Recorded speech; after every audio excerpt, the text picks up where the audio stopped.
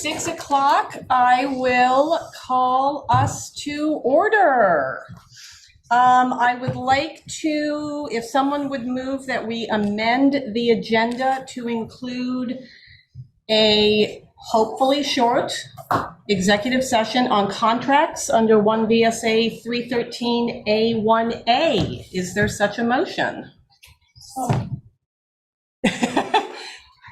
So moved. Okay, is there a second? Second. Thank you, Kelly, and thank you, Michelle. All right, all those in favor of amending the agenda, say aye. Aye. Aye. Any nays or abstentions? Oh. All right, why don't we go and do, now we have to move to do that. Would someone like to move that we enter executive session under, no, I'm sorry. Would someone like to move that there is a finding that premature general public knowledge would clearly place the public body or a person involved at substantial disadvantage? So moved. Thank you, Liz. Is there a second? Second. Thank you, Tim. All those, Discussion? What is the finding? the finding is that there is that premature general public knowledge would clearly place the public body or a person involved at substantial disadvantage. We're dealing with a contract. What in what context is who is the disadvantaged party? Like that's kind of what we've been working on so hard to get it right, guys? Like, The person is it whose contract personnel? Is we are- it private? Is it Yeah, confidential? It's a contract. Okay, but not all Personnel. contracts are private. Some can be Yes, discussed this on is the a floor. private So contract. that's what I needed to hear is that it was Okay. a This is personnel a- matter, so it's justified to be confidential. Thank you Oh for my God. seeing All me right, through that. All those in favor, say aye of the Aye. finding. Aye. Aye. Okay. Now, would someone like to make a motion under 1 VSA 313A1A contracts that we go into executive session? So moved. So moved. Is there a second? Second. Okay, all those in favor? Aye. Okay, Aye. I'm going to scoot next door. I'm going to put as many people in the waiting room as possible. So everybody who just joined us, hopefully this will be as brief as possible as I start doing waiting room.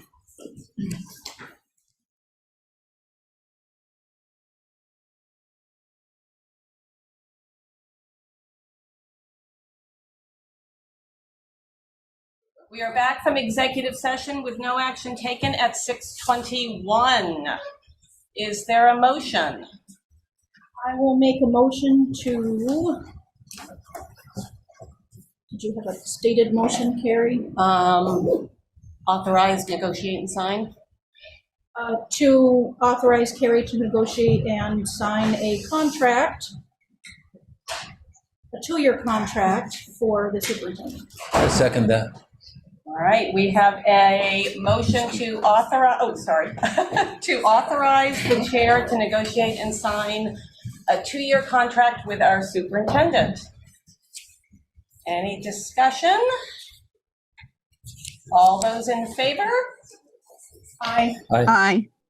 And it is unanimous. Thank you all, and congratulations. Thank you.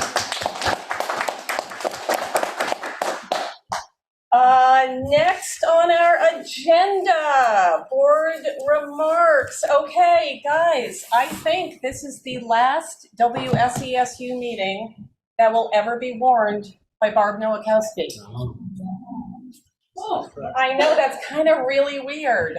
The next one will be warned with assistance. by With Barb. assistance by Barb Nowakowski, but we're on the downside here, and that's kind of sad. I feel like we owe Barb a major round of applause.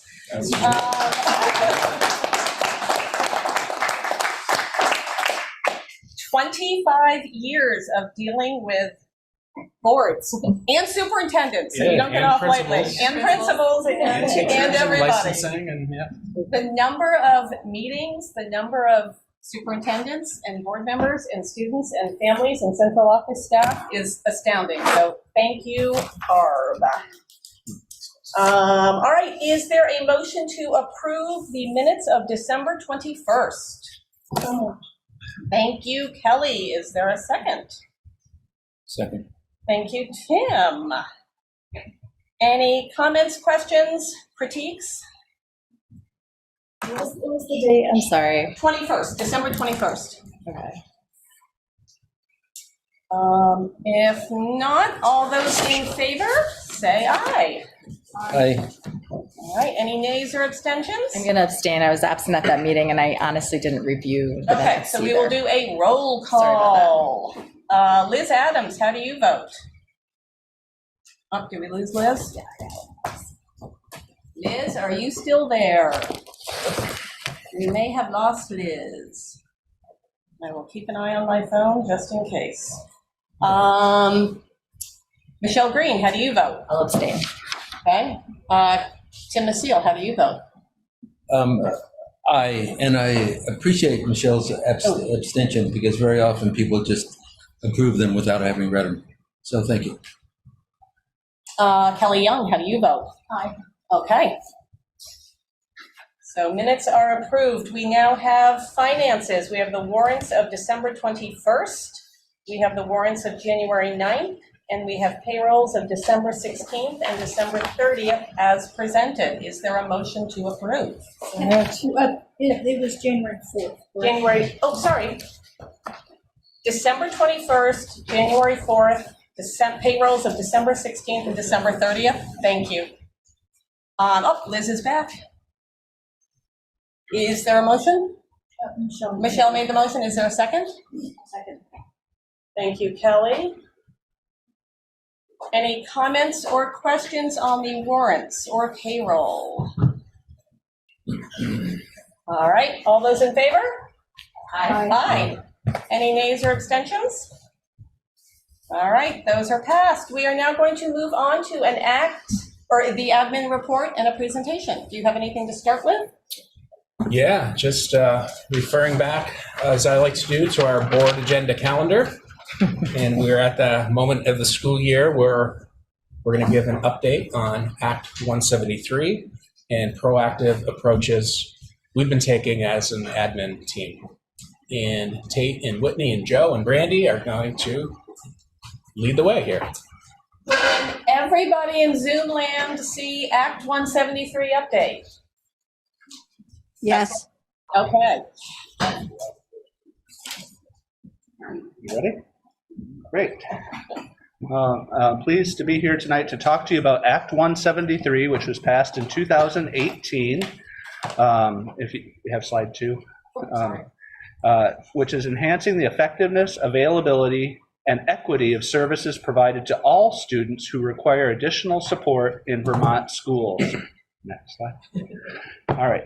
So this act changes our funding model for special education from a reimbursement model to a census-based block grant model based on recommendations from the University of Vermont study on state funding for special education. It's also tied to the DMG report, the District Management Group report. And that's notable because we have Nate Levinson helping us, who wrote that report. Recording in progress. Our new director for the Vermont Learning Collaborative. Okay, next one. So I provide an overview of that funding model and budget implications. This new system is based on your average long-term daily membership over 3 years, and it'll gradually transition over these years. It's already in place now, but will continue to transition until 2025.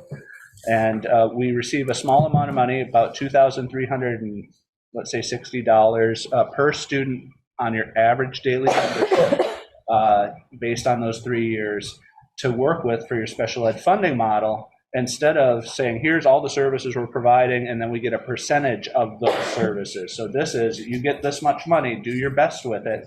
And the idea is that it can be more flexibly used to help struggling learners.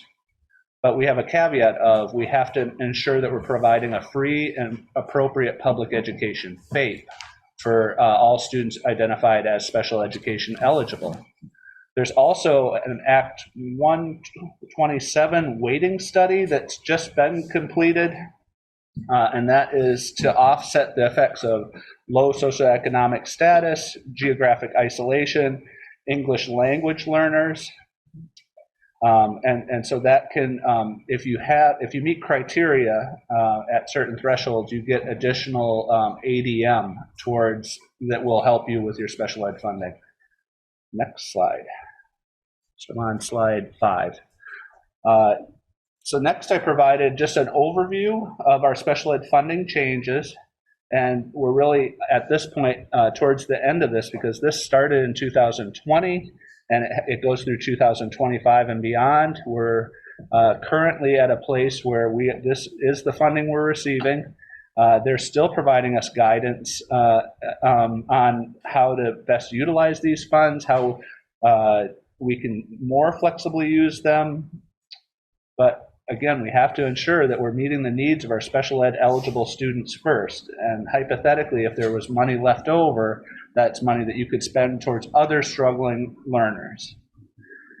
The other piece is our service plan greatly diminished because we don't need to identify all of our services and supports and then get, let's say, 56% of that back at the end of the year through time schedule studies and our special ed expenditure reports. We get the money that we get, and then we only identify the staffing that we have based on some federal pieces that they need to know where our vacancies are, and we identify our extraordinary cost. Our students that at this point are over 65,000, next year it's something like 66,500, and then anything above that number, we get 95% of the funding back. So that's helpful when we have expensive outplacements and specialized needs that can be costly. All right, next. And that just shows us slide 6 just shows us a little bit more about those thresholds. It also identifies that we've had rule changes, and some of those have been delayed this past year because of the pandemic. The training and the efforts of our school team were focused on supporting students through this incredibly challenging time, and didn't allow us to do as much of our work on our MTSS or MLSS systems. And so they delayed things like our SLD, Specific Learning Disability Identification, which will be implemented in July, and our adverse effect rules changing, which is another part that's going to become aligned with our neighboring states, such as Massachusetts and New Hampshire. Okay, so next one, maintenance of effort. This is a hard one to sometimes think about, but basically the federal government wants to make sure that when we get our special ed funds, that we don't spend it on regular ed, supplanting our regular ed funding. And talking with Paul, we have to do this for title grants as well, all federal grants. Want to have you do a calculation and ensure you're at least spending as much on special ed as you did the years past. And if you didn't, why? And that could be because you had voluntary departure, people retiring or going on to other jobs. You have students' needs changing. So let's say they come out of an expensive outplacement and that they're now mainstreamed in our local schools, things like that. I'm proud to say that we passed our fiscal year 22 maintenance of effort.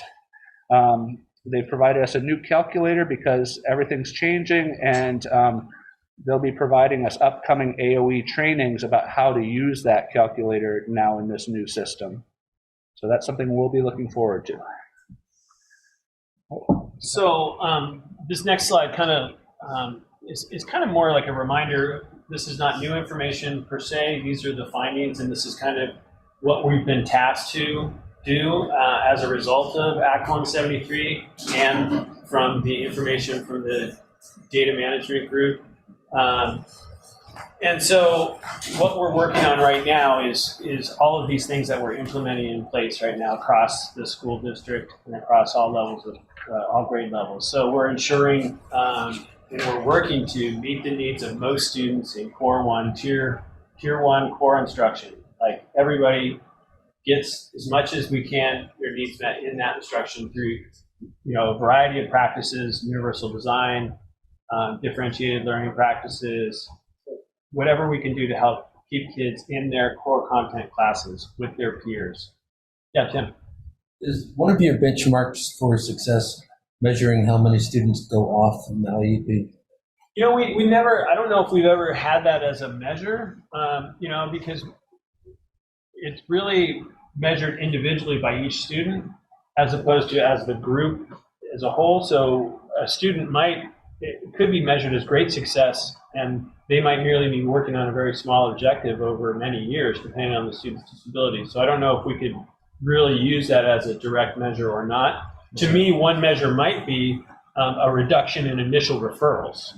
So like if we are effectively teaching kids in general core content areas in our core instruction, we should over time have a decrease in a need for specialized instruction, right? That's the ultimate goal. Yeah. And that's part of what the data management group's findings were around this, was that there were instruction that was happening outside of core instruction by people who were not as highly qualified as the general education teacher.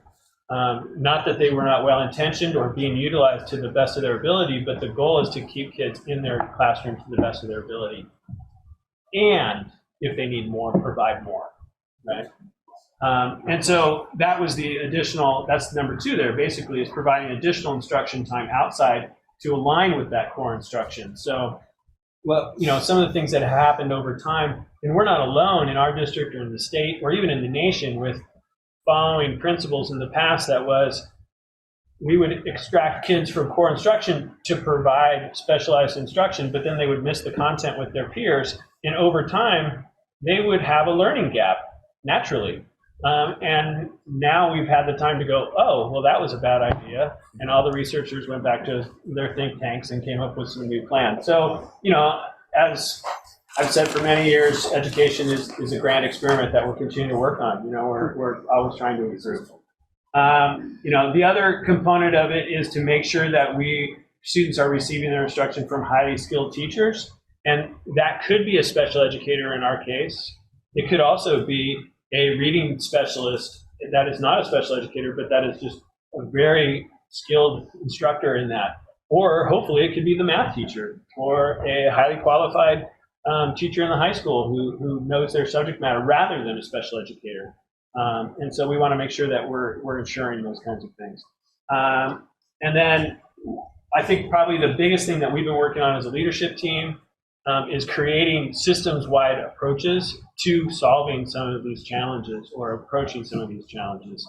You know, how do we leverage the incredible staff that we have and the people that we have in our buildings to support these 5 outcomes that the data management group said are really important. And this was not just us, this was statewide. Yeah. You know, and then finally, you know, kids that need specialized, you know, more intensive support, that they get it from the experts that we have in our buildings. And we're lucky, I think, in this district to have highly skilled individuals that are very committed to their content areas as well as just learning overall. The next slide kind of just reflects like the overarching AOE recommendations. We are in step 6. Like we are working to implement an action plan that we've been focusing on developing. I think as any kind of continuous improvement, and Paul Smith might be the guru more on this than I am, but you know, we're always cycling back to step 1. You know, we're always looking at like, okay, so we are implementing this plan. How is this plan working? What is the data supporting continuing in this path or deviating a little bit to this path to improve instruction? And so this is just kind of where the state would like to see us continuing to go. I think in some ways we're doing better than a lot of our neighboring districts. And in other places we have areas to continue to grow in our implementation process. And then finally, this final slide just is kind of like a visual reminder of kind of, you know, the state has gone away from what was called a multi-tier system of support to multi-layers. They use the terms kind of interchangeably. I think the idea of a tier seemed too structured for a lot of people. People got stuck in the idea of like there are, you know, students that only should have universal instruction. But basically every kid, regardless of who they are, what their learning profile looks like, they need to get good, solid, universal instruction. And that's your green, right? That's the basis of every student's education. And if they need more, they should get good supplementary intervention, whether it be short-term or extended term for what they need. And then on top of that, if they qualify and need more, that's where special education should come in. And so I think as a district, our mission is to really shore up and really put a lot of energy into our supplementary in that yellow phase. I think overall, we've done a great job in supporting our intensive needs in special education, but there's that middle gap that we continue to work hard to really meet the needs of. And so I think that's going to be our focus in the coming years, is how do we continue to shore up that without having kids having to become qualified for special education when we know what they probably need without that anyway. So let's give it to them. I think that's our kind of our philosophy. And I guess the last component of that is just that it's not just academic. We're also talking social, emotional, behavioral, right? Originally, there was the triangle that came out, the MTSS triangle, and I always visualize it more like a pyramid, right? A pyramid is three-dimensional, and just like every kid is three-dimensional. We have an academic component, we have a behavioral component, we have a social component. We are whole beings, and kids are too. So we need to, as a system, be able to meet all those needs as well. Just a quick connection to last night's meeting. At the SD meeting, we had presentations from social workers and clinicians, and they also spoke to multi-layered supports around social emotional development. So, great. The next slide talks about kind of some of the pieces of our response as a district to this. So the state identified 4 different levers that they wanted districts to focus on in order to be in a better place for Act 173 to go into effect. And so the first lever they identified was the educational support teams. So our EST systems, that was really an immense amount of work that the leadership team did last year in developing common forms for our EST teams at school. So if, I'm a classroom teacher and I'm concerned about a student's academic or behavioral or social emotional progress, then that's the team that I could refer the student to, where the counselor, the principal, the academic support teacher, the relevant players would be there to kind of brainstorm what do we need to put into place for this child, and how are we going to track that progress over time. And so in the process of developing these forms, we've gotten much more specific with our goal setting for kids. So we're setting measurable goals, and this is all outside of the IEP process. It's much less formal and not necessarily mandated by the state that it happen in any specific way. So it's kind of up to us to have that responsibility of making sure that we're doing it in a really, in a thorough way. And so that's something that now all the schools across the district are using common forms, and that's been a huge step. Also, just the process of having kid talks that are less formal at the grade level. Grade level teams have those, and then over time, if there's additional concerns, then they can refer to the EST team. And then over time, there might be multiple EST meetings that track those goals for students. And if concerns continue, then something that might come out of that could be a special education referral, or it might, be that the student, we've put these interventions into place and we're no longer concerned. So that process has just become a lot more fluid and clear across the schools. And also, we are continuing our work with Judy Maynard, our ESIP work. She's been really instrumental in helping us think about MLSS and EST. So that's work that's continuing to happen this year. She's at our leadership meetings and is a really, really wonderful resource. Another lever that they wanted us to focus on was just having a coordinated curriculum. And so at the elementary level this year, we are implementing illustrative math and expeditionary learning.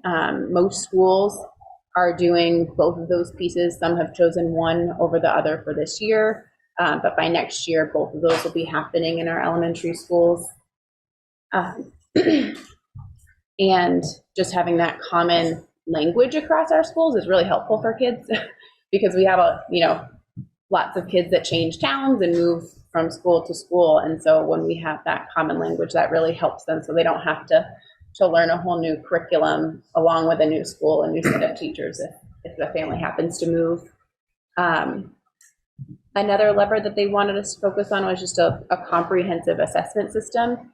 And I meant to actually link this, but I'll make sure to link this in the slide. The assessment toolkit that Paul presented on. Yeah. So that is a really incredible document. And right now is actually a perfect time to talk about it because benchmark assessments are happening at schools in January across the district. And so everybody, all teachers have their assessment toolkits open right now and looking at their specific page for their grade level and making sure that they're completing all the necessary assessments for students based on their needs. And, if there's concerns that rise up, then there are additional assessments that are recommended for students within that. So that just the common implementation of that, along with the progress monitoring tools that we have to closely track students' progress, week to week, not just fall, winter, spring, is pretty huge, and just allows us to be really responsive. And another piece they wanted us to think about was just some needs-based PD. And so some of the things that we've done this year, we had a special education law training with Adrienne Shea this fall. And that was really wonderful. She talked about some of the rule changes that have happened, and we're hopeful that she or someone from that firm will be back with us soon in the spring to talk about the upcoming rule changes. They said, well, maybe we don't need to do it until, later, like August. And we said, please, no, please in the spring, that would be better for us so we can prepare. So hoping to have that. We also have had some professional development around math instruction.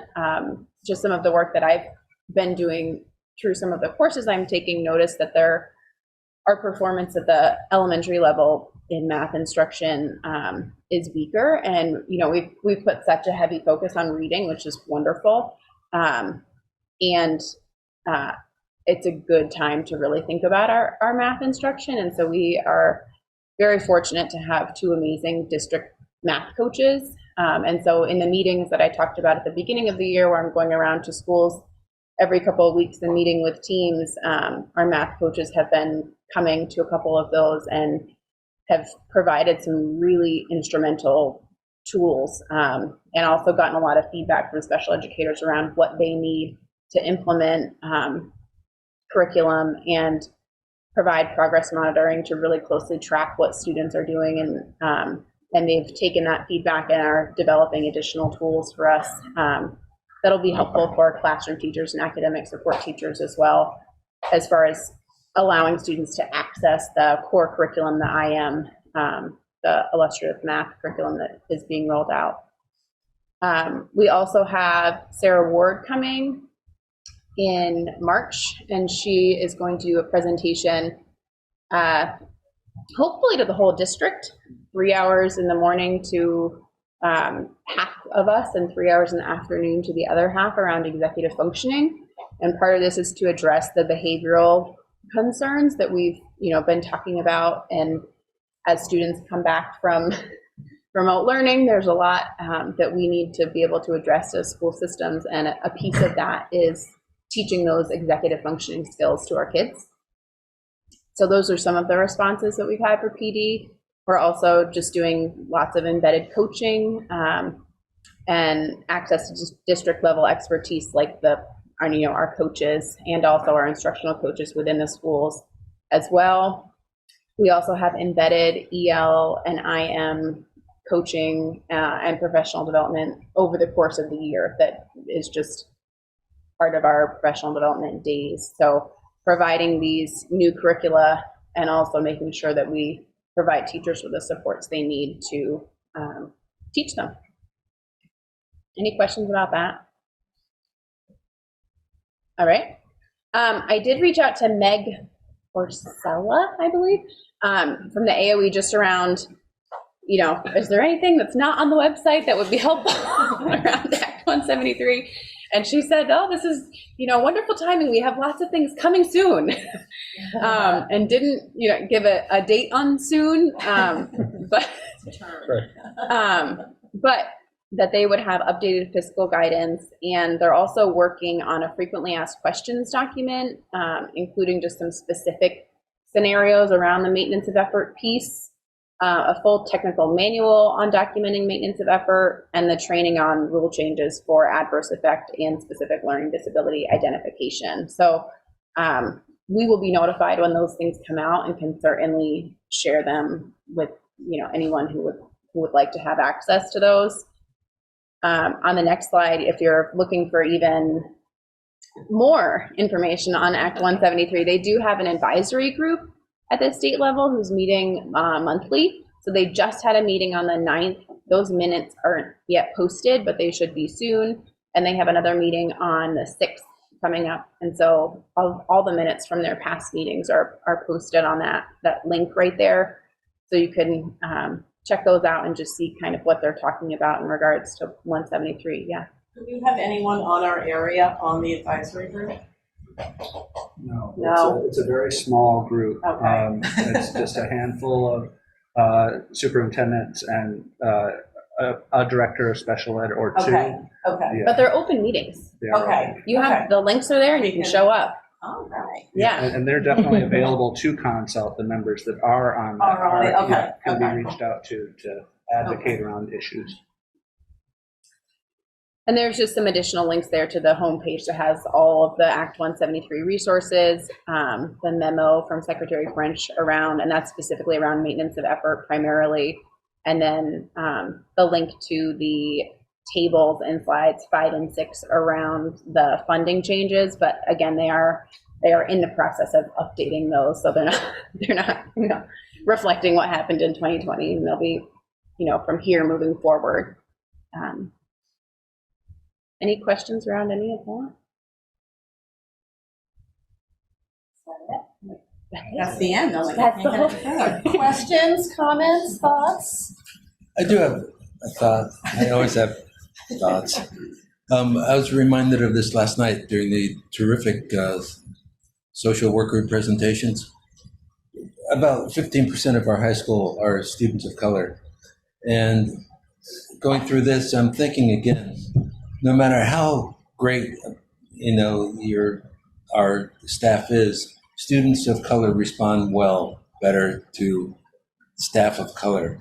And it's just a reminder that we really have to redouble our effort to diversify our workforce, to get staff of color implementing 173 and to have staff of social workers of color. Mm-hmm. That's really a need in this district.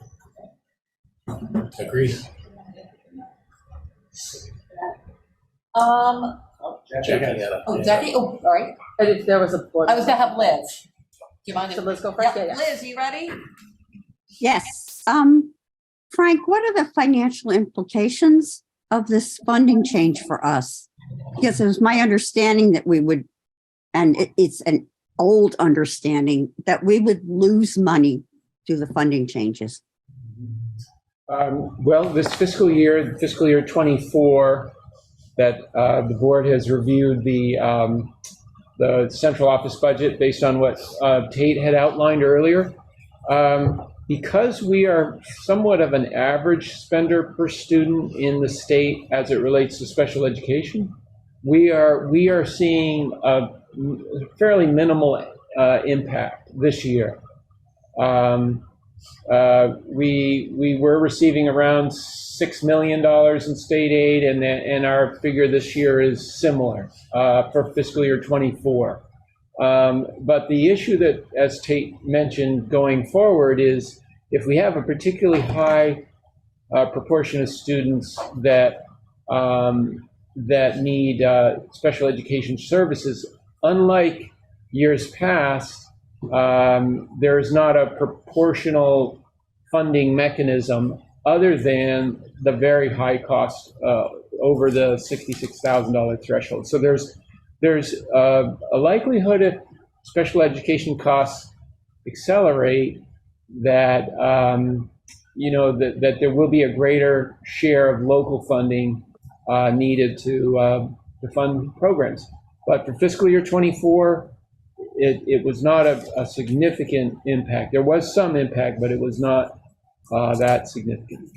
Because my understanding, and then again, it's from a couple of years ago, is that we have a very high rate in this SU of special education students. And is this worth like lobbying at the legislative level to make sure that, you know, we don't have millions of dollars that we used to get that we're not getting anymore? Yeah, no, I think that's the work of the Act 173 task force that Whitney was just describing. You know, they're very aware of that dynamic, but the intent is to really share the expertise of our special educators and with our regular education system. And the old system really divided, it tried to divide resources in kids as it relates to the funding mechanism, and you know, that's the primary objective of Act 173 in terms of the fiscal constraints, which was, you know, don't isolate the special ed teacher with just students on an IEP if there is a pathway to meet all kids' needs. And I vice get versa. that. I get that, and I think that's great. I just worry that over time, if we keep having more people moving in because we have a good reputation for special education, that Yeah, there it should really be some way to raises, balance that at the state level.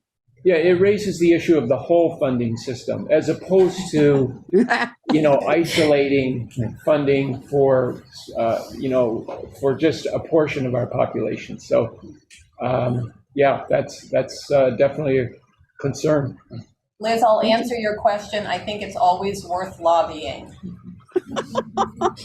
I have the big annoyance. I can't remember what my annoyance on Monday with Vernon's budget was, but my annoyance tonight with this is the 3-year average. So what happens if in 2025 you have a major spike? You don't see those funds from a taxpayer's point of view for a couple years. Mm-hmm. You know, so that's not your problem. That to me is our problem as a board to do our lobbying and say, you got to fix the funding formula. Well, we have a senator on the Ed committee, Yep. so that's helpful. All right, Jackie. Thanks. I just had a few comments.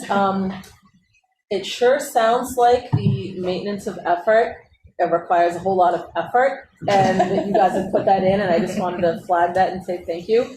Anything that requires so much robust training, it's just going to be a lot more work than any of us who are not in it are realizing. So thanks. And Joe said a couple things that I was really happy to hear that I want to comment on. I always feel like I should qualify this by saying that we are early in our special education journey. My daughter is in pre-K, so I haven't had the full range of experience, but based on what I've experienced, this is what I want to say. I was really happy, Joe, for you to say that you're not measuring success by kids getting off IEPs, because we've never considered that the goal. You know, like, we're sort of just coming out of early intervention, and they say the goal of early intervention is not to meet the milestones at the same time as the other kids, it's just to meet them at the pace that you are going to meet them, which is a huge success to us. And we feel the same way about our daughter having an IEP. Like, she's probably always going to have an IEP.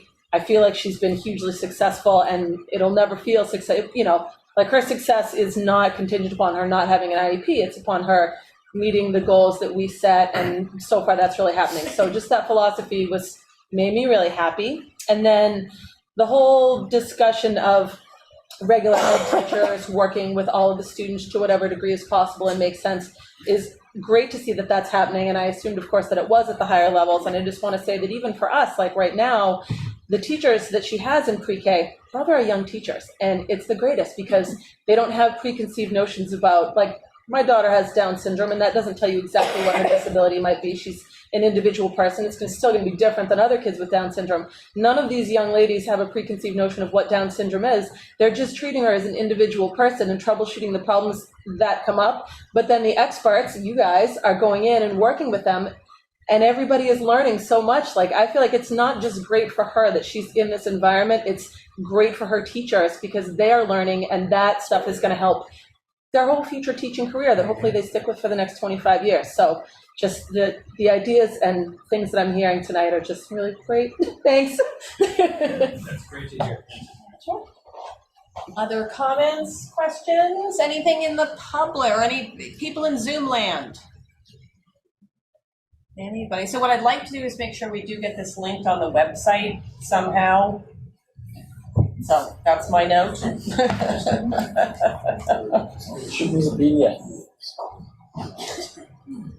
Anything else? I feel like this is like the 4th time we've seen you guys, which is wonderful. Thank you. And hopefully we'll see you again. Anything final? Okay. Thank you guys. Next up is public comment for items not on the agenda. Anybody want to talk about anything not on our agenda tonight? Going once. Going twice. All right, we will move on to next VSBA training. So I sent the board members where I thought we left off. We are looking to see, and I know you at the SD level had a conversation last night, and I probably should have raised my hand about your restorative justice training. So I think we're trying to see if we're ready to do our next VSBA training. I think what I'm looking to get answers on are, do we want it in person or virtual? I think at one point we had said, let's get Kanisha back if people are up for that. And then we would be talking scheduling. And I think we were looking at the week of February 6th. We can send out a poll, and maybe we need to do it with maybe Kelly and I can, I don't know how you're doing your. I've already sent an email out and got Okay. some responses. Okay. But we're looking. I can see what the majority of those appear to be, and see if they're leaning towards a particular time period. And what was your time period? I mean, if I'm looking at February 6th, were you guys looking at the exact same week? We were given a number of dates, and I don't have them. When would you maybe have an answer on yours? Because that way I won't be. I can look this evening, and Okay, maybe you and I tomorrow talk. morning I could send you an idea of when. Okay. And then I can maybe get something so that we can get it to administrators. But I I think would this be- is another joint. But I would be remiss if I didn't say that it's restorative Practice. training. Restorative I have made practice, that sorry. same- Restorative practice, thank you. Yes. Thank you. Okay, so if I get everybody some dates, and again, was will of the board in person? Sure. So I'm just wondering, I think everyone agrees and it wasn't, the original plan wasn't to have them be back to back. And I know the feedback on the SD board was to break them up. However, we then very wonderfully got the facilitator who is doing this is coming up from Washington, D.C. She worked for the National School Board Association to help guide us with this. And do we know with certainty that she'll be able to travel on 2 separate occasions, or are we kind of in a jam and going to have to jam it all into? I think this would again just be one. Just one. We certainly can negotiate, but I think that's optimal. I'm just Right. wondering if I want to make sure it's an option. Yeah. That just put it on your radar that might be an issue with her traveling. But No, I think my intention was to do just one session, or to try and book one session and go from there. All right, anything else on that? So Kelly and I will talk, and I'll get you guys, well, at this point, I would just basically say I'm going to have Kelly, unless Kelly doesn't mind me getting you guys all dates, because it's. Would this real- involve the administrators again? Yes, it would. Yes.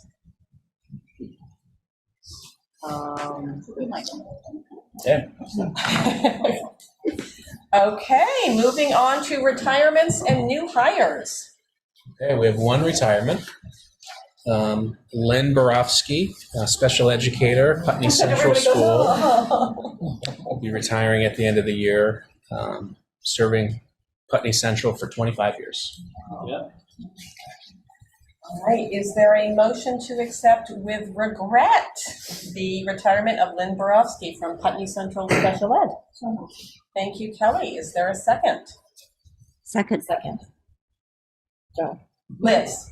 Liz gets the second. Okay, all those in favor? Aye. Aye. All right, any new hires? No. Okay. Next up, principal mentor position. So we had asked Mark at our last meeting to let us chat with administrators about what they think of the position. I don't know if you have a format in mind or. Sure. I thought I could do a little background. And then I know we had a handful of principals available to speak tonight as well. I think we have Mary Ross, Julianne Egan, who's online, Cassie, potentially Kelly Diaz. Kelly. Yep, okay. And John Sessions couldn't make it tonight. Putney has a winter concert. He submitted a letter that I could read. Same with Kate Margettis. And I brought hard copies for board members as well. But essentially, I think the question for me is, how do we invest in leadership and support growth in leadership? And we do it in many ways. We do it through professional development funds to support workshops, conferences, courses, working with organizations like the VPA, VSA. We develop collaborative, routine admin meetings, regular team meetings. And then we also have invested into this position, mentor coach position. As you all know, there is a mentoring requirement at the very least for the first 2 years of new principals. Currently this year, we have 6 administrators going through the formal mentor process with our mentor coach, 4 administrators at BUHS, 1 at Green Street School, and 1 at Putney Central School. A coaching resource for all administrators is less formal, where in the mentoring process is a very formal, prescriptive support throughout a year. For example, I meet with my mentor, Elaine Pinkney, every Wednesday at 10 o'clock. Other ways that we support leadership are through professional learning communities and collaboration of administrators. I wanted to speak a little bit to the dynamic of mentoring and coaching and why that is so important. And I think my reflection personally, you'll hear from principals, is the ability to be vulnerable without judgment. But it's just opportunities to really open up about challenges that you're facing and to work with somebody who has a vast experience doing the job that you're currently trying to master. So my recommendation moving forward is that we continue to support this position. It aligns perfectly with initiatives around instructional coaching positions in our schools, coaching positions at central office. I think investing in leadership is extremely wise. If we have really good principals and directors in place, we will develop really good schools and programs. And just an example I want to give of the difference between supervision, evaluation, and coaching. Because when you're a supervisor and you evaluate, you also coach and support. Like really good principals, superintendents, coach, support, provide opportunities for growth.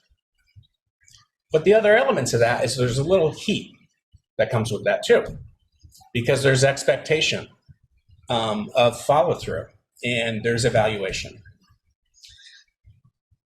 In coaching and in mentoring, it's total support. You create a confidential relationship that just fosters support. And that is so lovely to have as a teacher, as a principal, as a superintendent, at any profession. So like an example to highlight that difference would be,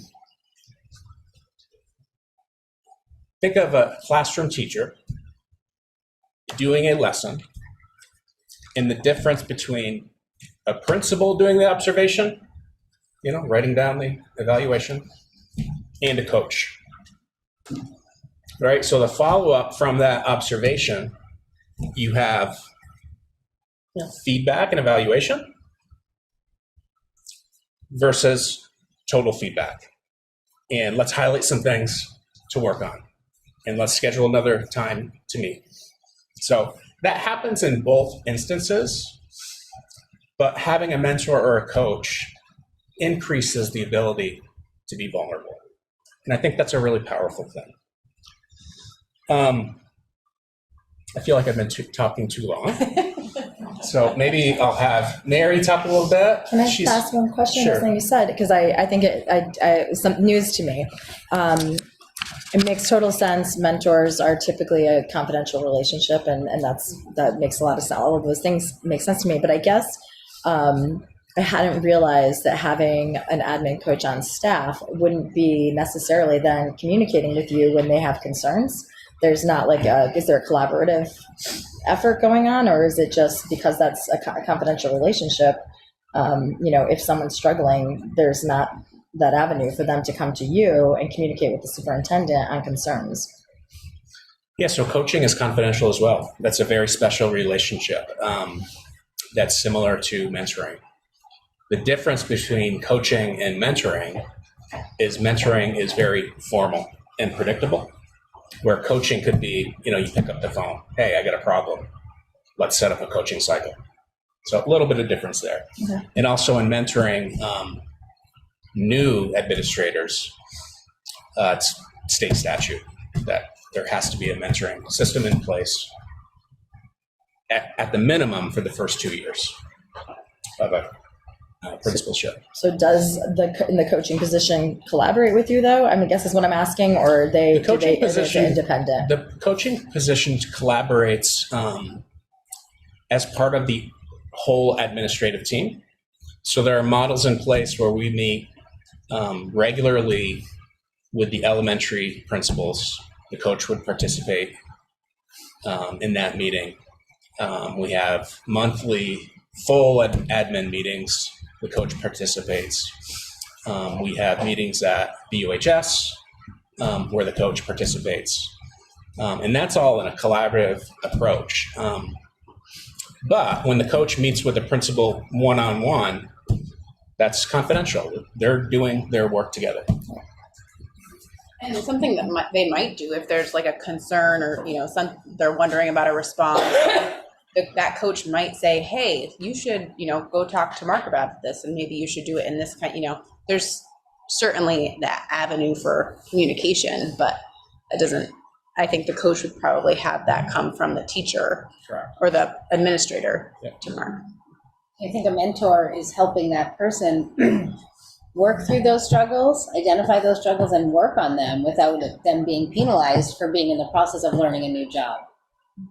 So I've done a lot of coaching, and it is way more beneficial when your coachee or your mentee is not feeling like you're going to go tell every struggle to their boss. Right. Because the point is to build their capacity and success. So when I think about it in terms of coaching a teacher, for instance, and if a teacher was doing something that we're all, this isn't happening, or, I haven't had to do this, but we're all like mandated reporters. If there's something seriously coming up, then that's going to be addressed. But when new principal, for instance, is struggling, the job, that's the reason the mentor is there, is to support them through that struggle, not, go higher up to do something else with that information. Mary, you want to go? Or who would like to go? Just a super quick related question, but super quick. Totally makes sense what you're saying, that the coach is not going to go and report all these things to you, will encourage the possibly struggling admin to go to you. I get that now. Is there like a 360 evaluation being done on the principal mentor, like by the people that they are coaching? So we've established that this year as a process for evaluation, and that would be part of the spring process. Yeah. All right, thanks. No worries. Sometimes I lose a thought, so I wanted to make sure you had a chance. Good evening, everyone. So if you know me, you know I'm not good at being concise. So I did write this down, and I can provide a hard copy of my words that I plan to say tonight. But just to kind of lead off, I had an exercise once where I sat in a kindergarten class, and they all had to, we had to talk about, like, what is my job? It's like a career day moment, And what is it a principal that teachers teach and nurses help, and what is it exactly that you do, right? And it was such a lovely moment. Talk about a 360 evaluation of, like, what is it exactly that you think I do, and what do I think I do? And so it was a learning moment for me. And I say that to say, being a principal can be a lonely job sometimes, because you're the one in the physical building that does what you do, or one of two, in a high school environment. And so, it's a dynamic, it's a rewarding job, it's a challenging job, and I'm grateful for the community that I serve, and definitely I get a sense of personal satisfaction for my job, even on really hard days. And I want to speak to you tonight because on hard days or confusing days, and sometimes even the really rewarding days, I've benefited immensely over the past 8 years from having mentorship and certainly this dedicated position of a principal coach. It's unique because the purpose of the role is singularly to support principals, and you'll hear some common themes about what Mark spoke about, in a non-evaluative way. And please know that I'm couching this with, I've had such a great level of support from, principals, all of the staff in this room, board members in this room, including the superintendent in this district and beyond. Mark mentioned the VPA and other organizations. Definitely there are opportunities to make deep connections that lead to friendships that rely on professional and for personal support. I just want to note that this position is different. It's unique because there's the knowledge all the time that this person is paid to do only this job. And so there's no sense of, guilt or worry that, I know Kate Margaitis is going to answer the phone and we're going to problem solve and we're going to work together. I know Mark's going to answer the phone, Paul's going to answer the phone, but I also know that they have a whole other job to do. And if I pick up the phone and call a principal coach, there's the knowledge that this is them doing their job. There's no sense of guilt, right? And there's that opportunity for me to feel that vulnerable without judgment. So in the past, I want to highlight a couple ways that I've utilized this role. I've received guidance maintaining, on how to maintain good relationships with staff, how to collaborate with the union, while holding staff accountable. As we talked about, the role of a supervisor. And it's really hard for me to toot my own horn, but I've had 0 grievances as an administrator for 8 years because I've been able to work on how to build those relationships to try to have problem solved before they become bigger, I've found support from the principal coach when I'm personally not doing well, COVID and other things. It's been a rough couple of years for all of us. And so I want to be there for staff. I want to be there for students in my community. And it's hard to be 100% there when you're not 100% okay. And that principal coach is a person to rely on. It's provided an opportunity to have another avenue to look for resources to really support dynamic needs of students and staff, as we figure out how do we teach kids during COVID and what can I do to support this brand new teacher. And finally, just, check-in meetings to hold me accountable, some of that social pressure, vulnerable, but also social pressure that I've said in this meeting with my coach that this is a goal I have, and I want you to check in with me to help hold me accountable to myself to meet this goal. So it's similar, very similar to the work of teacher mentors and coaches within our district. Thank you for letting me take some time to talk about this. I'm going to give you a hard copy, Carrie. I didn't make copies, but if anyone else wants one, I'm happy to send it along soon. Sure, thank you. Appreciate it. I see Cassie has her hand up. Hi, everyone. I apologize about my voice. So I think one thing that is important to know also is that the principal mentor doesn't just work with the principals in my building, but also my assistant principals, which, this is my second year as an administrator in my school, but I was in a very different role last year. And I can say, like, I went through an intensive, educational leadership principal program, and I learned a lot of things when I got my master's, but there's nothing like on-the-job training in this position to really learn. And I'm thankful that we have such a strong leadership team in general, but I think having one person that is working with me separately once a week, both of my assistant principals separately once a week, and then us as a team once a week, has just been instrumental. And having it be somebody that I know I can ask the questions to, and I can talk about challenging situations going on in my building that, I'd probably share with Mark, but I'm not, this person isn't evaluating me. And in addition, I can just share some of the things that have been so beneficial to my leadership team is, one of the things that the principal mentor did was had us all do a time study. We're actually in the process of it to look at how effectively we're using our time. And we started the year short one team member, which meant we were all doing a little extra, which caused some of the lines to get blurred. So having that person that could sit down with us to really definitively make sure that we were doing our jobs as effectively as possible through like coaching and support. I just think there's not many districts that have this. I've never worked in a district that's had this. So I can't speak enough to just how invaluable it is to have that resource. Like I laughed when Mary, Ross said something about Kate Margitis, because Kate will pick up the phone, but I don't know what's going on at Green Street in that very moment. Kelly will pick up the phone. I don't know what's going on in Academy at that moment. Same with Julianne and any principal in this district. So I think having that resource available that's not a supervisor and not evaluating is just really, really important. And it has been for the leadership team at VUHS. Thank you. Kelly, I see your hand up. Hi, everybody. Nice to see you. I don't usually make it to SU meetings, so it's nice to be here. I second a lot of what's been said, and I just want to reiterate and say that coaching really increases productivity and confidence, and it reduces burnout. And you probably know that the burnout rate of principals in Vermont is really high. There's a lot of turnover every year. If you look on School Spring, the jobs are, throughout the state, there's a ton. So every year, they are looking and filling them with probably new principals. And, we have a young team, but our rate of retention in the district is really good. And I attribute part of that to having a principal coach, because there's a lot that they don't teach you in principal school. I think that I've seen a lot, and then something new comes down the way and I'm like, wow, I never expected I would see this.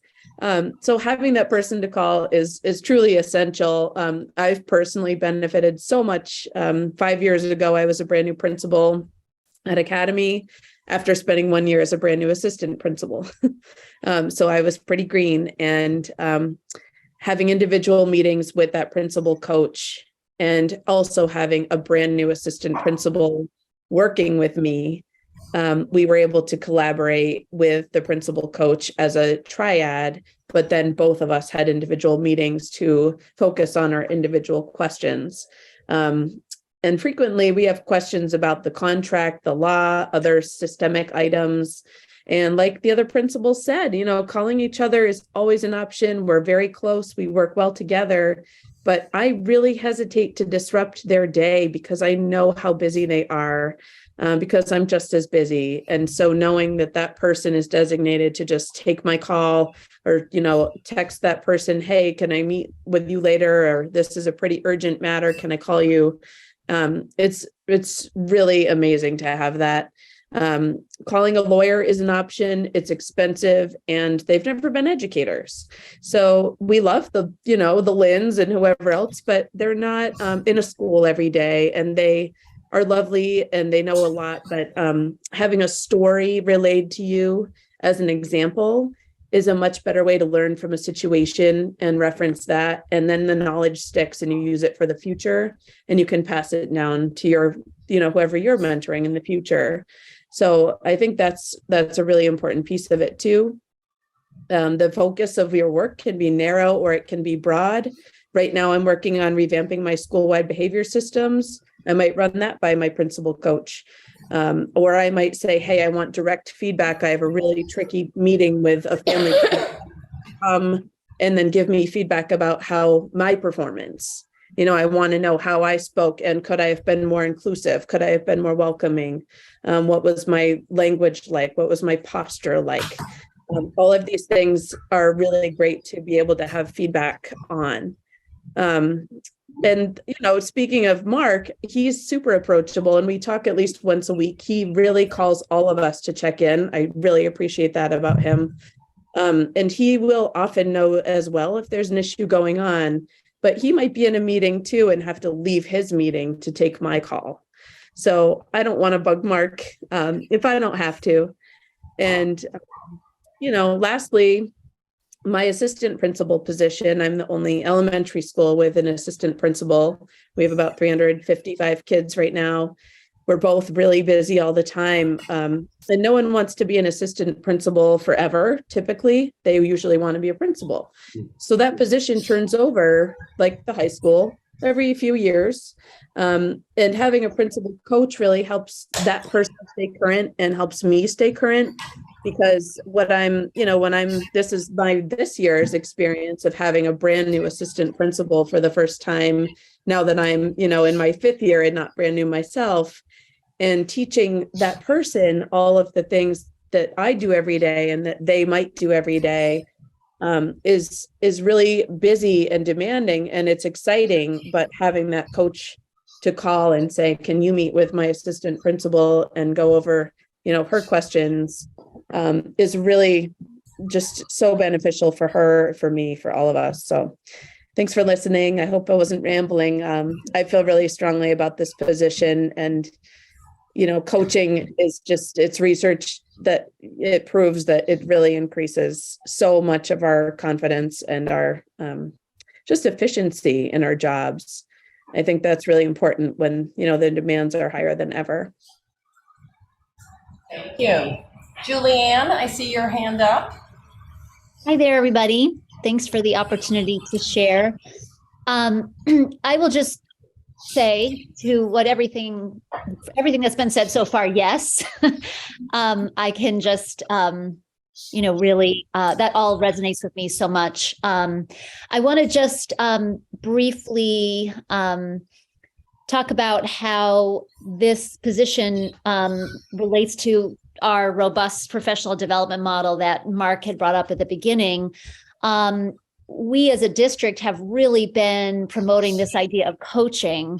And that is because the field of education for decades has really kind of gotten it wrong, how we approach professional development. For decades, certainly when I started as a new teacher, in the 90s, it was like, okay, go out and get your professional development or sit here for this training and then come apply it in your classroom. And professional development and reading and coursework is part of the work that always needs to be happening in the life of an educator, but it's one piece. To me, the coaching piece is where my knowledge, and any professional development I'm getting in other settings comes together and intersects with what's actually happening in the school and in my life as a principal. And that is a model that is necessary and works. And it's why we're talking about it so much in terms of teachers. And I feel like for me, if we're talking about that in our learning communities across the district, but I'm not doing that myself, like I'm not receiving coaching. I'm not putting myself out there to get that coaching, to ask for support, to make myself vulnerable, to challenge myself, to ask someone to observe me and give me that feedback, then I'm not walking the talk, right? I'm like, essentially, I'm sort of asking for something that I'm not willing to do. And we are all learners in this. I think, one of the things that's true as a principal, a pre-K to 8 school where I'm the only administrator in the building is, it is a difficult job, a challenging job, one where you do need to be able to access a community of learners and to access someone who can guide you through some really tough moments where you have to tap into like, okay, yes, right. This is the best practice. This is how I can reflect and think about this and improve. Now that I'm, in year 4, I still, have that need, and I can see that throughout my career. There will never come a year where I'm like, oh yeah, I've seen all this before. I know all this.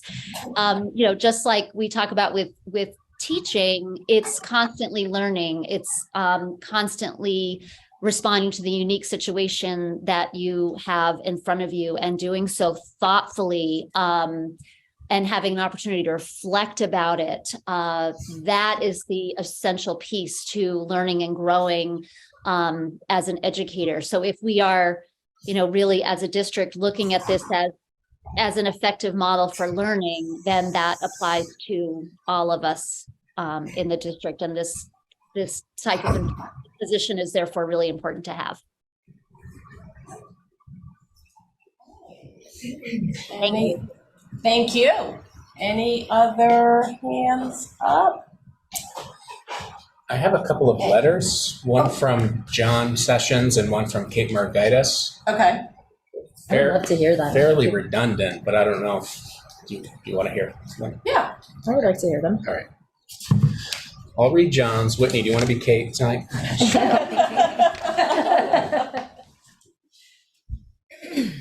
All right, so John writes, my apologies for not attending this meeting in person, but we are hosting our winter concert this evening at PCS. I did want to take the opportunity to share my experience working with a principal mentor and express my sincere hopes that this can continue. I'm in my first year as the principal of Putney Central, a position I'm incredibly grateful to hold. I feel equipped for the role thanks to the leadership models that I've had in place. I rely consistently on the availability of a coach to help navigate the many complexities that arise in running a school. The chance to have an experienced mentor who is readily available to provide support and guidance in a non-evaluative manner has helped my transition immeasurably. Further, by meeting regularly with a coach, I am modeling the culture of professional learning in our school, which has significant positive impact on our school's energy and environment. I think I'll skip down a little bit. John writes, we know from the extensive work of John Hattie and others that the most impactful factor in student learning and experience is the quality of the child's teachers, followed closely by the quality of school leadership.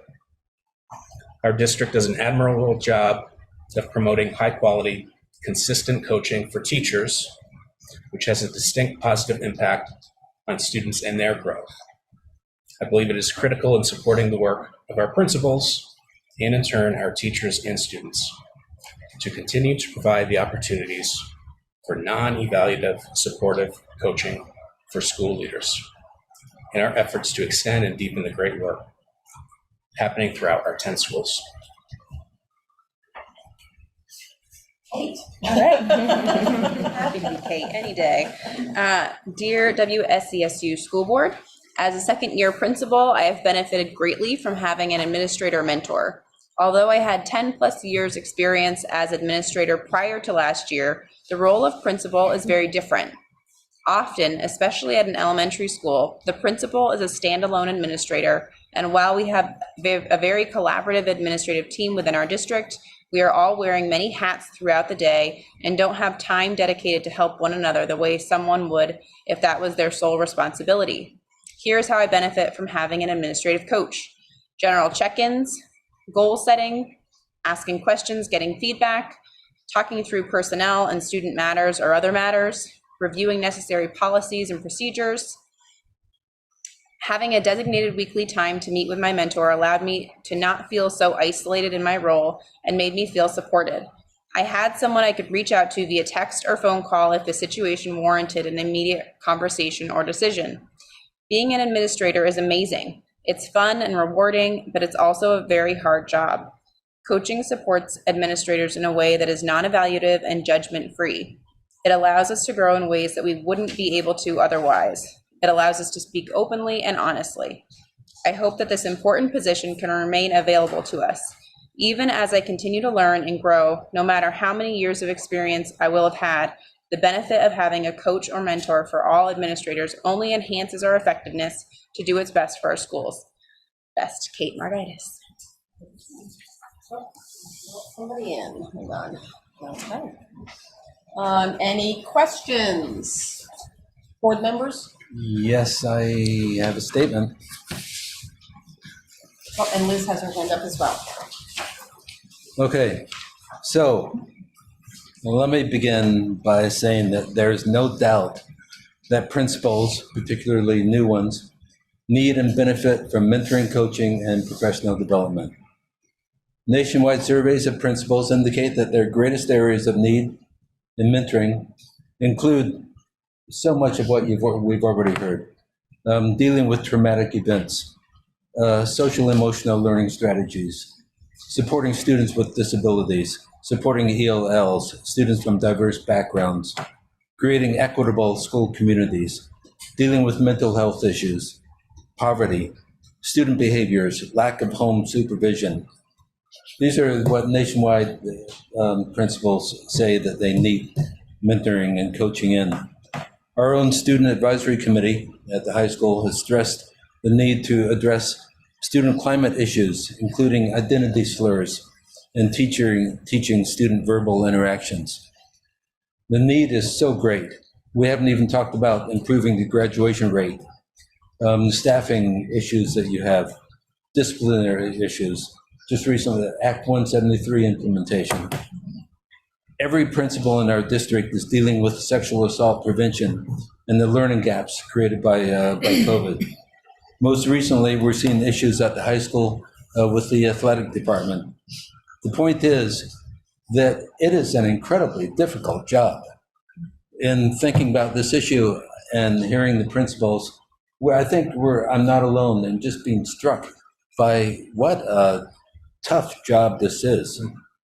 And in my opinion, the mentoring needs of new principals are just far too demanding to be handled by one locally hired full-time mentor. I've looked into resources that you already know, available in Vermont that address the needs. Sue Zaglowski at VSBA touted the services provided by the Vermont Principals Association. Mm-hmm. So I called them. I spoke, Jay Nichols. Yep. And you've already mentioned this resource. VPA told me about the broad array of mentoring coaching resources available. VPA uses some of the very best teachers and administrators in the state to deliver in-person support and coaching on everything from leading trauma-informed schools to effective learning environmental practices.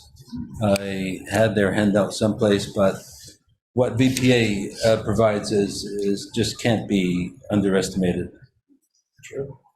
Coaching certainly is not mentoring, the kind of mentoring that involves close, trusting relationships that you've so very well spoken about.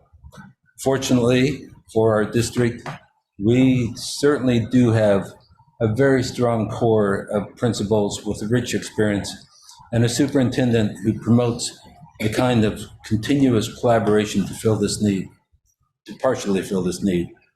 And in fact, we have a superintendent who is highly praised last March for being such a valuable mentor. We know that that's a strength in our superintendent, one who is always there to support the administration.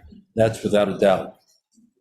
Then, as a board member, I have to ask if the current position of principal mentor, and from what I've heard, that's a misnomer. It is not principal mentor, but it's principal admin, vice principal mentor. But I have to ask if the current position of mentor was ever really approved by the board under policy D3, staffing and job descriptions. The job requires board approval of new positions. This job description that we got at the last meeting, I think the date indicates it was written on 12/7/22. And Mark, you just mentioned that just recently there's a evaluation, 360 evaluation process for the position. My point is that has this position, the position of a principal mentor, been vetted by the board? Has the WSED weighed in on this position? If we had weighed in, perhaps we would not just agree that, yeah, the district needs a principal mentor. We might agree that they need principal mentors. Perhaps in the interest of diversity, maybe 2 or 3 mentors with that 40 hours split. The needs of the elementary schools are very different than BAMS, very different from the high school. But we're putting our eggs in one basket, in one position to fill the needs of principals across the whole district. So what we have now is a full-time 40-hour per week position that began about 6 years ago for a district that was vastly different than the merged district we have now. Can I ask a question? No, hold on. Oh, okay. A position to support principals with vastly different needs, in my opinion, that cannot be adequately, fully addressed by one locally hired man. Therefore, I moved that the position of principal mentor be abolished and that the the professional development funds for the position be redirected towards peer-to-peer mentoring activities as well as VPA-sponsored mentoring and coaching, with the thought, too, that position be presented to the board for discussion and approval. I will second it because I want there to be, so that there can be discussion. Oh, okay. Can you read that again? I just made it up. I move that the position of principal mentor be abolished and that the professional development funds for the position be redirected towards peer-to-peer mentoring activities as well as VPA-sponsored mentoring and coaching, with the caveat that a position be written, more fully developed, and presented to the board for approval, perhaps for 2 or 3 part-time mentor positions rather than only one serving the whole district. That's a long motion, but We have a motion and we have a second. Is there discussion? And I see Liz's hand is up. Liz? Yeah, it wasn't discussion of Kim so much as I had questions. Okay. I had a couple of questions. First of all, are principals required, are they required to reach out to a mentor? Or does a mentor just check in with all the principals? So the Vermont statute, Liz, is all new principals and directors, at the very least, are required to have a mentor in their first 2 years of employment. Yeah, but and then the second, well, I probably have 3 questions. Follow-up question is, does the mentor listen to parents? No, it's a direct relationship with administrators. Because Putney Central School fell apart and it was over a course of years and nothing happened. it wasn't just 1 year. It was a period of 8 to 10 years, and nothing ever happened. And Well- I'm not, I'm thankful you stepped in, Mark, because we've been beating our heads against a brick wall, even with extreme violations of a number of rules. So I guess, I can't lay that on you. I mean, because you stepped right up there and you helped our school so much. And we're thankful for John. But I mean, to me, it was just sort of like there's a disconnect here because we have experienced principals who still take advantage of a mentor. And then we have that one didn't. Yeah, and that's where the balance of evaluation and coaching is so important, right? They're two separate. Like as superintendent, I also provide coaching and support, but ultimately I also have to evaluate and make hard decisions. A coach or a mentor is not going to do that. That's not part of an effective coaching or mentoring model. Yeah, I get that. I just was curious about what transpired, I guess. Yeah, that makes sense. And that's also why I asked about, can parents reach out to the mentor if things are going really wrong at a school? That would be more reach out to the superintendent. Yeah. Okay, thanks. Another thing I just want to say is coaching is an element of support and professional development that we've systemized to grow leaders. I stated that in the beginning. We have workshops, courses, conferences, VPA, VSA, professional learning communities, routine collaborative admin meetings. Those are all elements of supporting and growing leadership. Coaching is a non-evaluative, special relationship where a principal can be vulnerable and really grow in that position. So it's not the end all be all. It's not all the eggs in one basket. It's one element to provide that vulnerable opportunity to grow in a really, really difficult job. Let me just add somebody in. Sorry. I have my hand up. Yep, I know. I'm just letting somebody in. Oh, I didn't know if there was. There we go. Okay. Okay, this is a lot to take in. I appreciate hearing everybody's feedback because I wrote down words, the work is imperative, valued by admins, accessibility. I was writing down a lot of positives that I was hearing.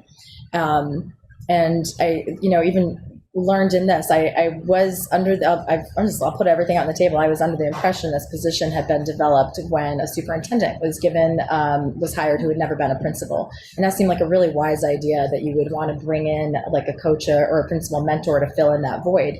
And so I've had, feedback as a board member from staff and other board members in the public about, well, but now we have principal of the year. So why do we have this position in the budget? And so I think it's interesting to me because what I'm hearing is it seems to me like it's evolved, like this position has evolved and it's not simply maybe filling in and doing the work of the superintendent where they might have had that shortage. But I think the thing that really stands out to me that as I was like chewing on that concept, because that was kind of the question I came to the table with, well, is this person doing the work of the superintendent if that was how this job was created? And what really stood out to me was thinking about why would that matter if we have a able-bodied professional who's, that's dedicated to our system and helpful, does that matter? And I think that what I concluded for myself is that it does matter. And the reason it matters is because this is like democracy right here in this room. And I was thinking about how, we have this position that was supporting the superintendent that has essentially what feels to many people like a lot of influence. and they're creating a lot of influence, but yet they fall outside of the scope of the board's overview. And so we hire our superintendent and we work with our superintendent and evaluate our superintendent, and there's policy in place so that we can work with the superintendent and like look at evaluations of our administrators, and we feel connected to that. But then we have this sort of person that feels like almost like an assistant superintendent who's off our radar, sort of doesn't know the work of the board, isn't part of our process. And so I would be curious, like I like solutions, and I'm just curious, like what could we do? And because we didn't really seem to have a job title, but what would it look like to be able to encompass a position that offered all of these support methods to our staff, so that wasn't, although Tim, I really like your idea. You made a really valuable point in thinking about, there's so many different things and people have different specialties. And when we have different resources, so one person might be really excel in an area, they bring that to the table and no one person has it all. So I really like that approach too. I had actually wondered if there was indication to last year's assistant superintendent position was proposed. And I wondered if that wasn't indicated, someone that was part of our system and part of the entity that would fulfill those roles, but also be able to communicate with our superintendent when there's trouble in paradise, as Liz was just speaking about. Because I think that also explains understanding that there's not that collaboration with the superintendent. That's also, it was a surprise to me. I assumed it was just unknown material, like it wasn't picked up on, because and I think that's what we're needing right now in a very fractured community where people are really seeking trust, is we're looking for checks and balances and accountability and collaboration. And so I'm just wondering if there's not, when we think about this position, how could we evolve this position into a title, into a full job description that really encompasses all that it's doing, and then falls under that relationship where we're working together and ensuring that the work of the board is being adhered to and that they're part of our evaluation system and they fall into that check and balance. That's sort of my thought. Sure, I'd like to provide a little bit of background because I think there may be some confusion. This position is funded through Title II. And Title II is a pot of federal money that's designed for professional development. And the way it works is the district, and usually me, in collaboration with a whole bunch of folks, but I'm the one that writes the grant, writes a grant that is approved, has to be approved at the state level, and has to follow certain guidelines and have, certain characteristics. And so the notion that this is like every other position in the district isn't quite on point, right? An example is at one point the district had a data coach that was also supported by Title IIA funds, because that data coach was providing professional development for teachers in using data in the classroom. And we don't have that position anymore. We had we've sort of built up some knowledge base. We have some other ways of dealing with that now. So that's not funded anymore. But that position had to be approved at the state level as a strategy, right? And every year I have to write a grant for the Title IIA. And in that grant, I, for the past 5 years now, have included that position as a professional development strategy, right? So in that sense, this is not an administrator. And so choosing to call it to make it, say, an assistant superintendent position would take it out of Title IIA. It would make it another thing, right? So as we look at professional development, that's based on need. There has to be a needs assessment. Some of the pieces of the grant, there has to be a needs assessment. The strategy has to follow, certain guidelines. And so let me say one more thing.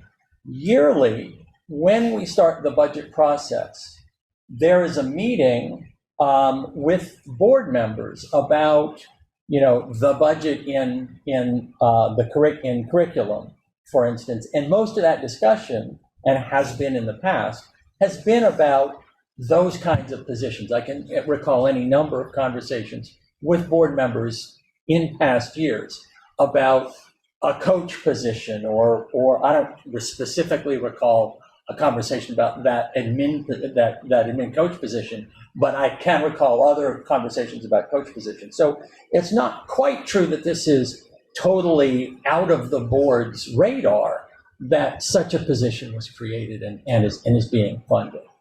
So to me, it sort of feels like this is professional development, and decisions about professional development should be happening at the SU level, and decisions often are sort of how we implement professional development as part of the administration of the district. And to me, I guess I kind of feel like a motion like this takes us out of the realm of the board ensuring that the supervisory union is well run, and takes it into the realm of running the supervisory union. And I think that's a slippery slope. So I would be mostly concerned about the motion on the grounds of straying into what is in statute the superintendent's purview. I'll finish with that. All right, David, I see your hand up.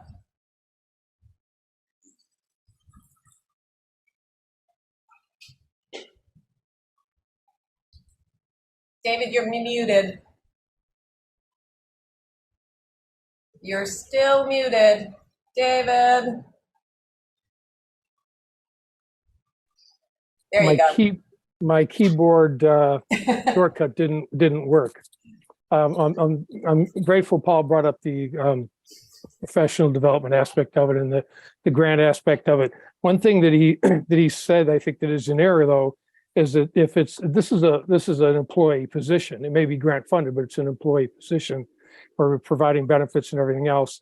And the board has, only the board has the authority to create positions, and only the board has the authority to remove positions. It's not any kind of a bleeding over of responsibility. It's totally the board's responsibility, not the superintendent's.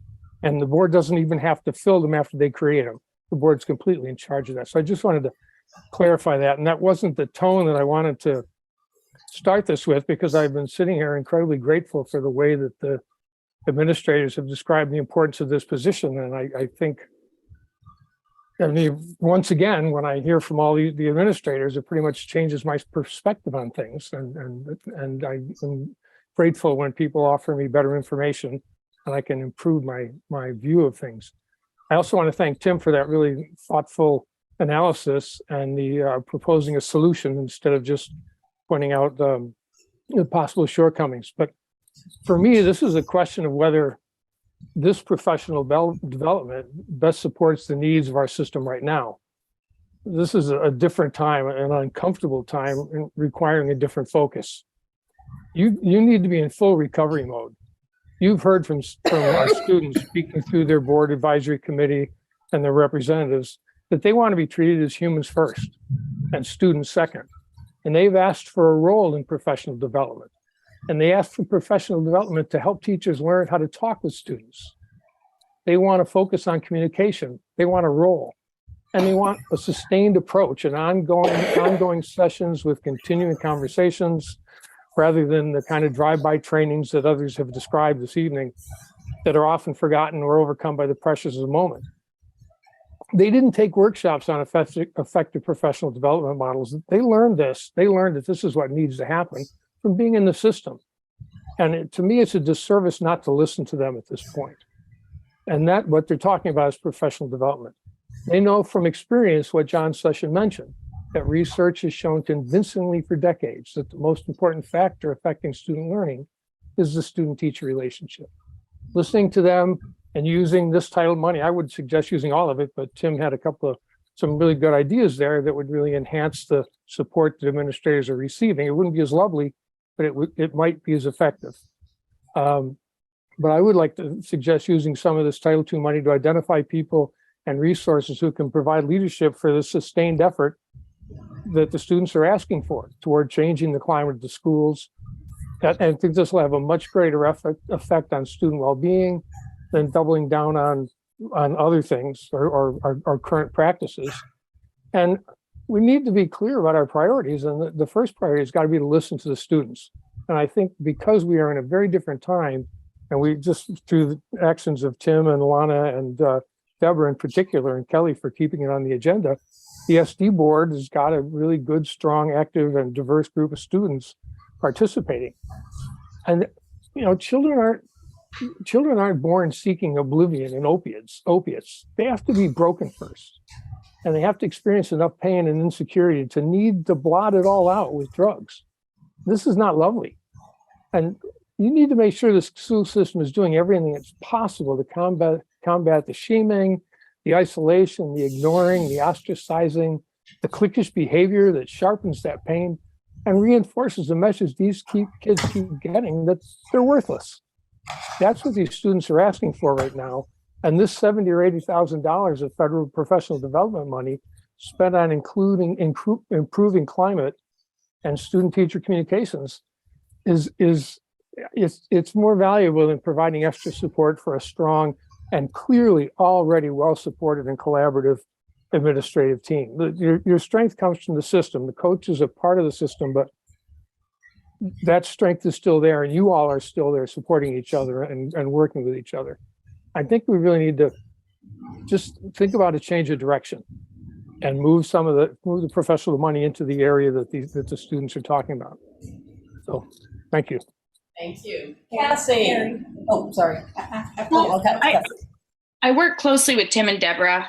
Tim's on my leadership council. I appreciate everything he had to say. And I am so glad he did some research just on like other options for coaching and mentoring for our administrative team. I will say, you know, we got some work to do at the high school. It's, you know, my first year in this role, and I think we've identified we have some habits to break. And I think our panorama data shows that we're moving in the right direction, but it's daily work. And, you know, I'm excited that the Student Advisory Council is going to be writing some PD for us in March. I'm excited. Today I emailed them. The new Congresswoman is going to come visit us next Friday, and they're going to organize it. You know, I'm very student-centered, and that's what's most important to me, is that we're supporting our students. But I think in terms of the operations of the school, there's times when I need to ask questions, because if the school's not operating correctly, I'm never going to support my students enough. So while I appreciate that maybe the model we have in place needs shifting and changing, the high school's not on an island. So I'm speaking for the high school, but you know, we have a whole team that benefits from having something like this into place. You know, and I know that the high school is not perfect and we have issues, but I think there's been some pretty positive changes made already. And I want to keep on that trajectory. And if, you know, I feel like if I lose some of the support I have in place, I may not be able to do that. And that's really something I struggle with. Thank you. Kelly? So I have some questions, and some of them may be able to be answered, and some of them might be just things that we need to kind of ponder as we move through whatever process we're moving through. So I appreciate hearing how having a resource for mentoring / and or coaching has influenced or assisted the various administrators. I can very much appreciate how that has been a help. I am a little confused on this particular position, because I've heard the word coach and mentor and mark very clearly, although it's still a little confusing in my head, maybe because I'm not actually in the thick of the work, and so I'm not doing the practice of in these, you know. So, but you very clearly indicated that there is a difference, and so I guess I'm trying to understand: is this one person filling this role, and they just happen to do certain times they're a coach and certain times they're a mentor? So that's one question. Yep. So I'll answer that one first before we get to this one. So the mentor role meets the statute, which is to provide an official mentor to beginning administrators, at the very least in their first 2 years. Coaching is a resource that's available to all administrators. It's a little less formal. Mentoring structure, you really set it up in a systematic way. Every Tuesday, we meet in person. Every Thursday, we connect on a phone call. Every Friday, we meet as a team with some other folks. That's an example of a systematic, predictable approach to providing support. Coaching is a little different. It's taking a role in the administrative team, attending admin meetings, participating in those conversations, attending smaller admin meetings specific to the high school and the elementary. And then, as you heard so many times tonight, being available for that phone call to work through a situation that a principal may not have worked through before. So that's the difference right there. The more formality to the mentor of the newer principal to the various elements of coaching. But what they do have in common is a confidential relationship where in both instances you can be vulnerable and grow as a leader. Aside from all the other ways that we do that, workshops, conferences, courses, organizations, VPA, absolutely. This position is vetted through the VPA. The collaborative admin meetings that we establish throughout a week, a month, and a school year. So it's one slice of the pie. Okay, so the bottom line is it's one person, but they're filling these two roles depending upon the situation and which administrator is sort of. Yeah. Okay. And then, so it does concern me that that it doesn't appear that there's any job description or something concrete. So whatever direction that the board goes, I feel like it's entirely appropriate, and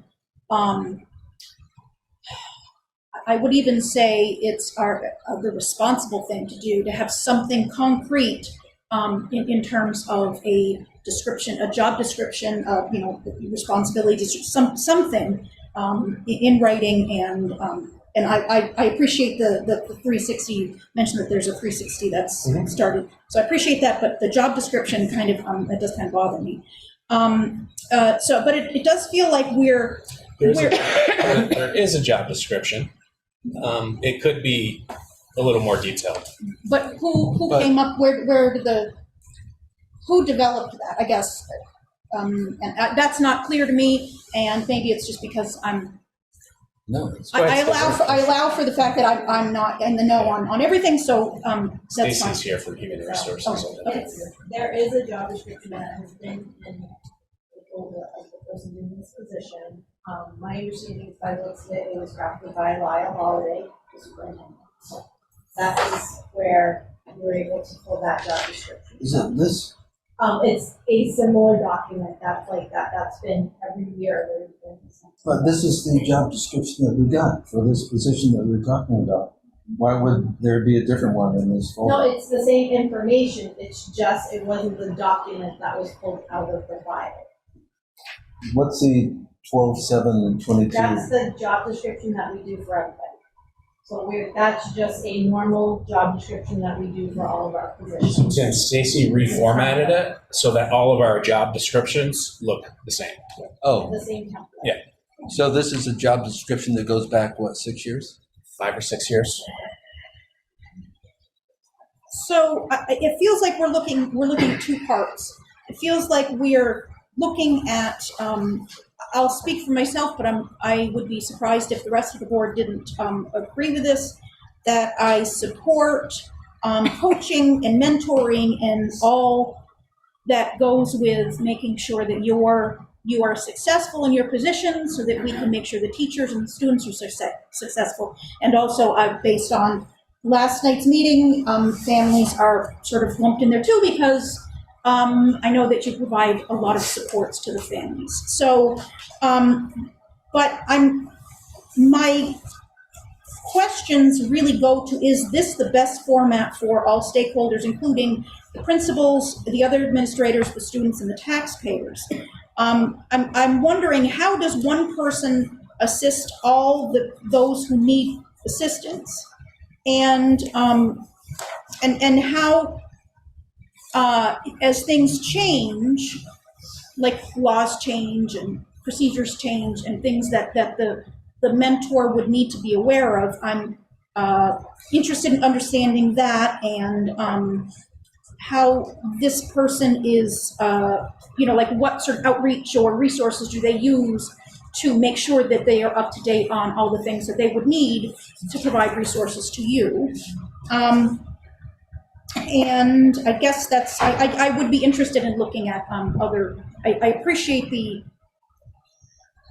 fact that Tim's point that the elementary and the high school and even middle schools have different needs. And so I would be interested in looking at, is there another format, whether it's one person or multiple people or what, So Can I think Mary Rouse wanted to respond.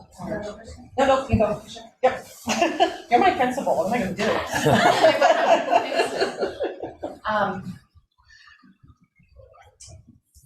I want this to be heard in every way it's intended. I have immense respect for this board and for the boards. The work you do is invaluable. It's late at night. You're here to serve the community. So please, hear this as not intending to be contradictory or anything other than just trying to share my feedback based on my experiences. When we think about layers of support, Joe and the crew over here spoke about a shift from multi-tiered systems of support to multi-layered systems of support for students. It really is a great shift that we're making to think about all kids need this, some kids need this, some kids need more.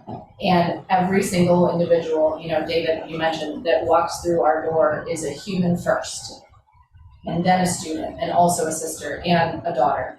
And we spoke at length at our last administrative meeting, our last leadership team meeting, about how in all the steps we make as school leaders and how we impact our staff, do we work to humanize all individuals. I say kiddos because my people are little, but at the high school, Cassie, whatever you call the people.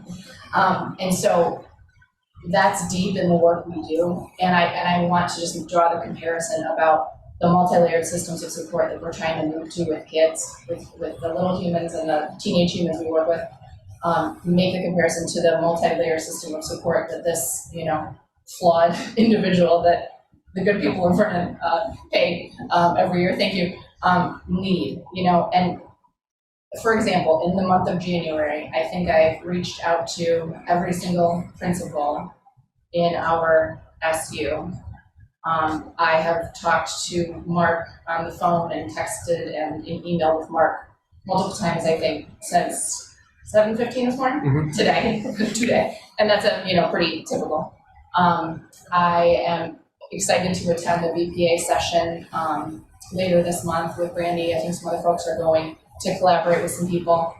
This morning, as part of our work through the Margaret Waddington initiative, which is a totally, I could talk at length about this, but it's a totally free opportunity that many of us have utilized, whereupon Margaret Waddington left money for leadership development. I've been able to engage in so much professional development, free to the people of Vernon, to make connections throughout the state, and that's through the VPA.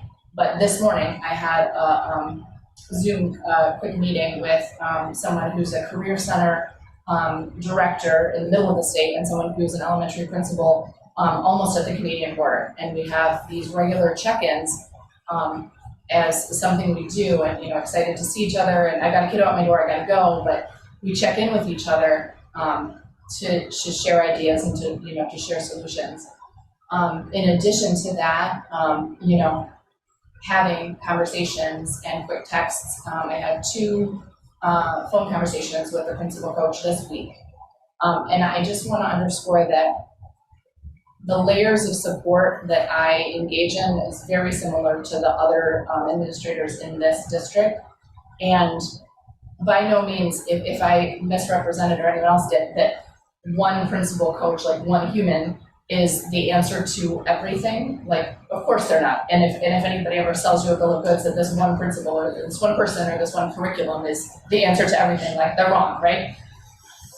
But to take that one individual position and spread it out amongst other people, and again, please, with all due respect, and I think could perhaps, I want to caution us to think about how it could perhaps water down the effectiveness of, like, for me, the key part about this position is I know I can call them at any time because it's their full-time position. I think that if there was a elementary specific 0.2 FTE position that I could feel like I could contact, there would be sort of the feeling of, ooh, how much are we overtaxing this individual? You know, that would be a challenging thing, I think, for us to navigate.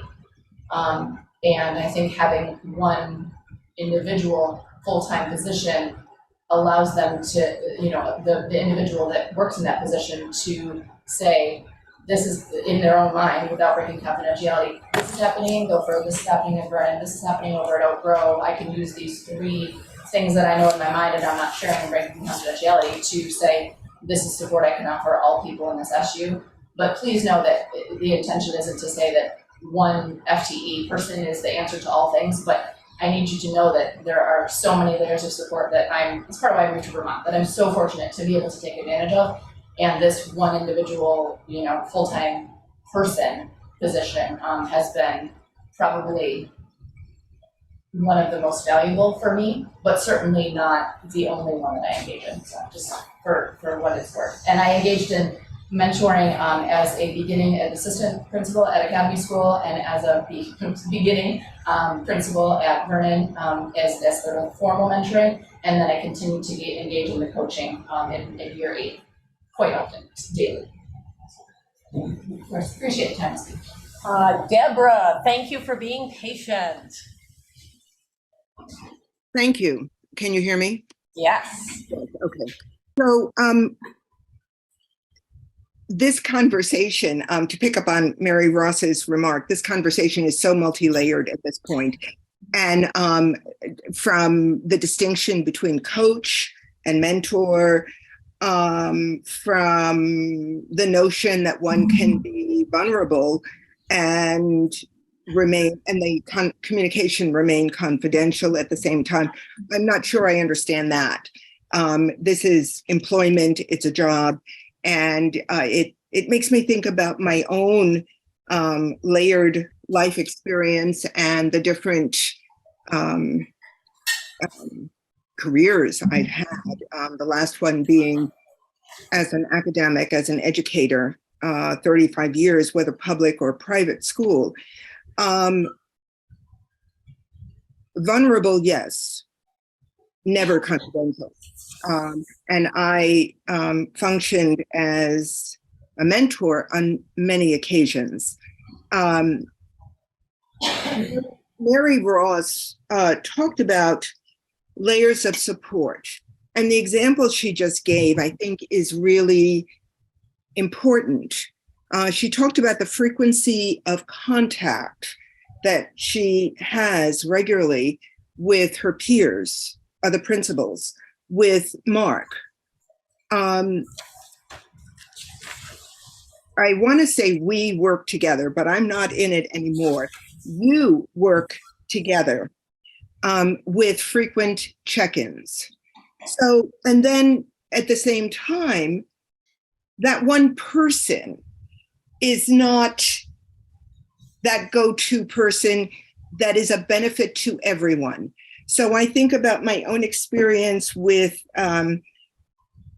what was called in my world a dean of faculty, a coach, the prerequisite mentor for new employees. But at the same time, what was really of benefit universally was peer-to-peer mentoring.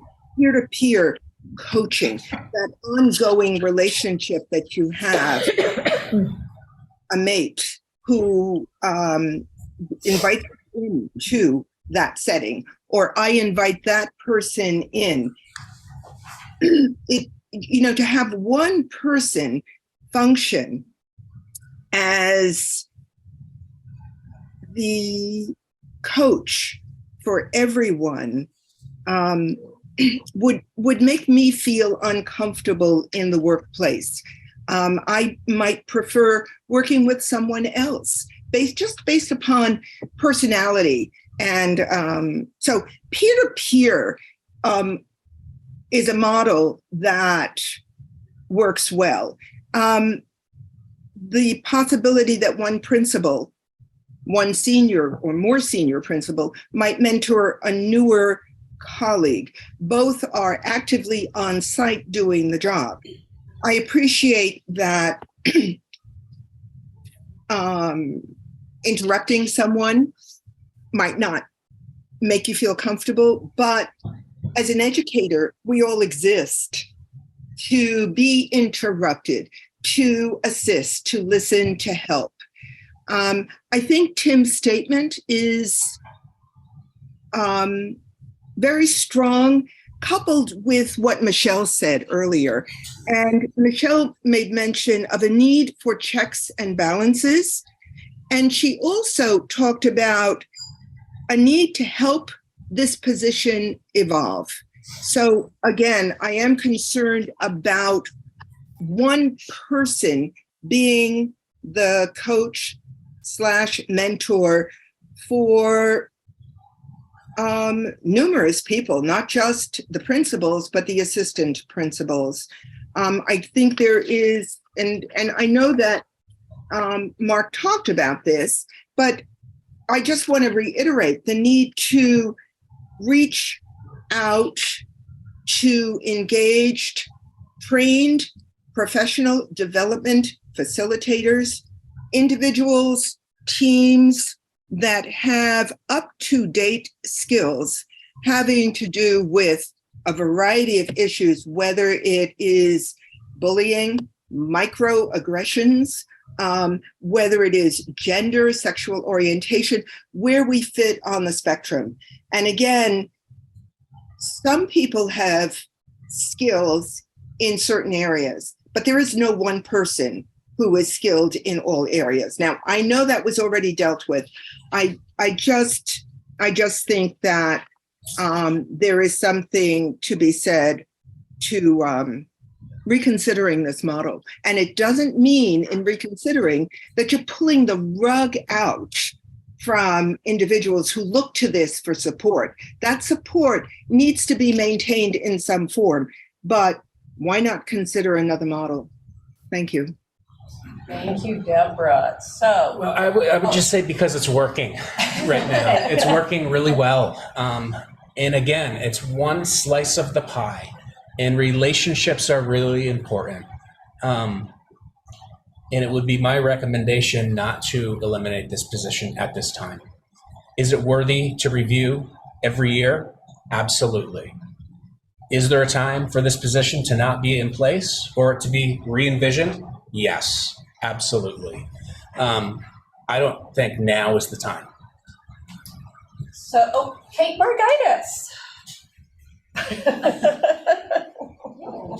Hi, everyone. Hi, Kate. Thank you. I hopped on late. So I'm just coming back from being with my kids and I was listening in the car. And I know I wrote a letter and a piece about how I have benefited from this. And I want to make a few points based on some of the things that I've heard some of you say, starting back when David was talking. We talk a lot and work really hard, all of us, to support our students and to support our teachers. And there's a lot of things in place for that. And I just feel, we are all humans. We're seen as administrators, but we're, like you said, we're moms and we're sisters and, we're people and we're human. And every single one of us counts on each other. We have a phenomenal, collaborative, supportive team. But the reality is, unless you are in our offices and in our schools and knowing and seeing what we deal with day to day and the support that we have benefited from in a coach, right? Like I'm a mentor.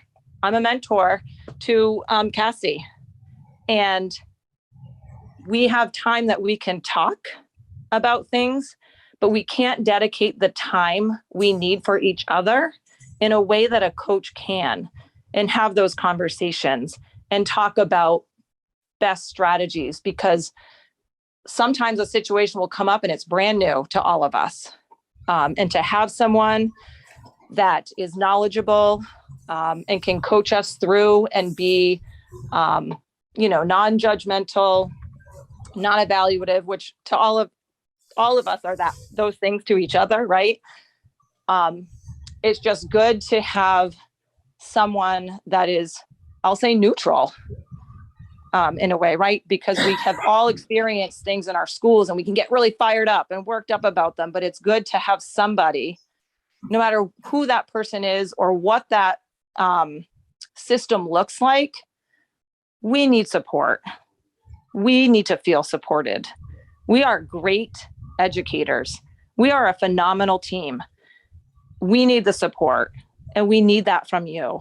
And we need to feel that so that we can be the best for our schools and our families and our students. Thank you for listening.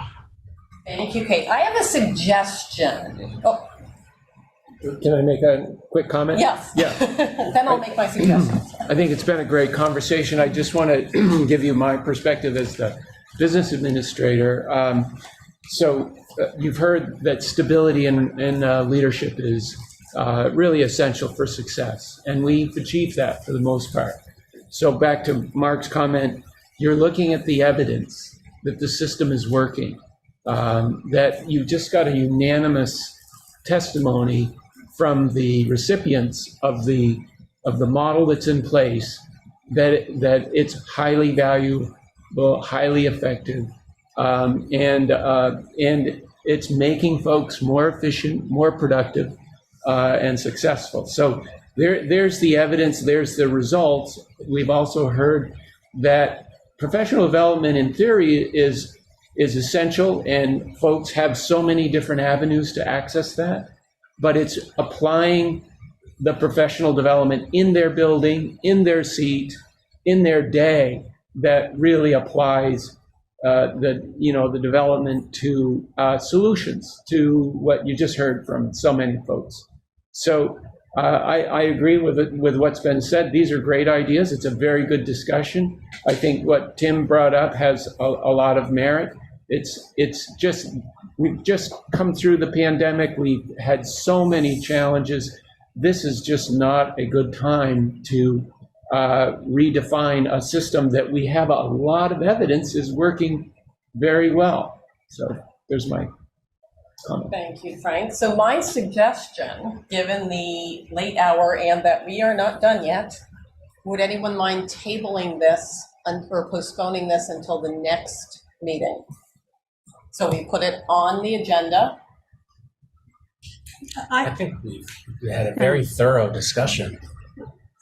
I wouldn't mind tabling it with the expectation that there was maybe a potential draft of, if this position was going to remain, a draft job description, or whatever job description you have, if this is not like the real one, whatever. Well, Tim's motion is to abolish. I understand. But if we're tabling it until the next meeting, perhaps if this motion is tabled, I'm looking to making the suggestion that I would be interested in seeing what job description or draft job description someone would be bringing to, I don't know where my thought process will end up, but I certainly find that concerning that there isn't, doesn't look like there's anything specific to this position that really speaks in depth. I mean, I haven't really read it, but just from having glanced at it as it was waived. So I guess that's my thing. I'll just chime in, I guess, my thoughts on tabling. I would be, I guess, open to tabling it in the, if the goal was that our next meeting, we brought this back and gave our administrators time to work on a proposal that maybe meets to some of these concerns, because while we do hear lots of pros, lots of positives, there's other experiences that haven't demonstrated that, and it is really challenging as a board member to have a lot of faith and confidence in the support when we don't necessarily see someone in a role that's not familiar with our policies and supporting that type of work being upheld by our administrators. And that's why I think it's so important that that was why my mind went to being part of the process and being within that check and balance system, so that there's some accountability there. And then I think that what Deborah and Tim spoke to, we were advised in hiring mentors for our own superintendent, and they need to meet them and choose them. It's not always, it's like getting a therapist, right? It's not always a mix. And thinking about different people have different strengths. I mean, that's a real consideration that we have. Our administrators it's a lot of positive feedback, but there might be someone else that's better suited. There might be layers of people who have more strengths to bring in that role of, we're talking about a mentor, since this is just about a mentorship. And we had also gotten feedback on the importance of having someone removed from your unit, because they can give more objective feedback in these situations. And so those things all they're still there for me. So, I support Tim whatever you want to do. But if it were to be tabled, I would hope that it would only be with the intention of considering if this position were to be evolved, and if we were to better define its scope and its role and accountability, and to maybe revisit that. I don't know if you guys have time to do that in the next month, to be honest. I'm for tabling it because I've been pretty swayed by what Mary and Mark and many others have said about the timing, about. First of all, I believe in the collective wisdom of the SD and SU board, and I would like SU and SD Vernon and Vernon. You said it, I was thinking of Carrie. and Vernon. No, and I think that this position, obviously, it's been underscored so many times. It's so important to so many people that I think that it deserves discussion at the SD level. And so the timing of this really concerns me too. Okay. You've convinced me that maybe abolishing it right now is not a good idea, but I really do feel that this is an employee position and it has to be approved by the board, as all positions must be. All right, Liz, last up, what do you think? I think I would like to see a table, but I do have a question, and it would be directed to Paul. Can you write that grant for more money? Because there have been concerns raised, and David raised some about students, so that, to help our thinking, because I certainly don't want administrators to think that we want to undercut them, and that is certainly not the purpose of this discussion, because we do support them. But there have been other concerns raised where we could, maybe get somebody part-time who's not, within the district to help with some of these challenges. So could we possibly get more funding through Title II? I think that's always the question we ask Paul every year. Find us more money. Carrie, can I piggyback on that and say that if we were looking for Mary talked about maybe, I think you talked about how maybe not knowing whether somebody, or they're part-time and not knowing if they're available or whatever, because maybe they're not working, it's not during their hours. Maybe having it be not one position, but is it possible to do it multiple, or is it possible, you know, is there any flexibility in there to kind of expand this if we determined that was the need of the administration? Let's do this, because I've kind of let Robert's rules get away from us. Would someone like to make a motion to table? So moved. Oh, okay, we have Liz motioning to table. Is there a second? Second. Okay, we've kind of already had all the discussion. Sorry about that. All those in favor of, wow. Oh, I was just trying to answer Liz's question, which is yes. The answer is yes. Yes. Yes. The answer is always yes. Paul will find more Yes, money. great. Thank you, So Paul. all those in favor of tabling until our next meeting? Aye. Aye. Is that it? 4 ayes? Okay, so we're going to table this, and I think we're all going to be thinking and thinking. Let's do lots of thinking. Okay. Next up, discussion on board norms. So what I sent out today, and what I will attempt to share my screen. I think you all have it. Oh boy.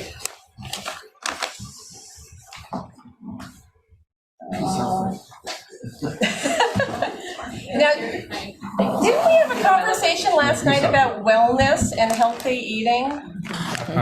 Just saying. Of course, I'm on camera having about how many of those?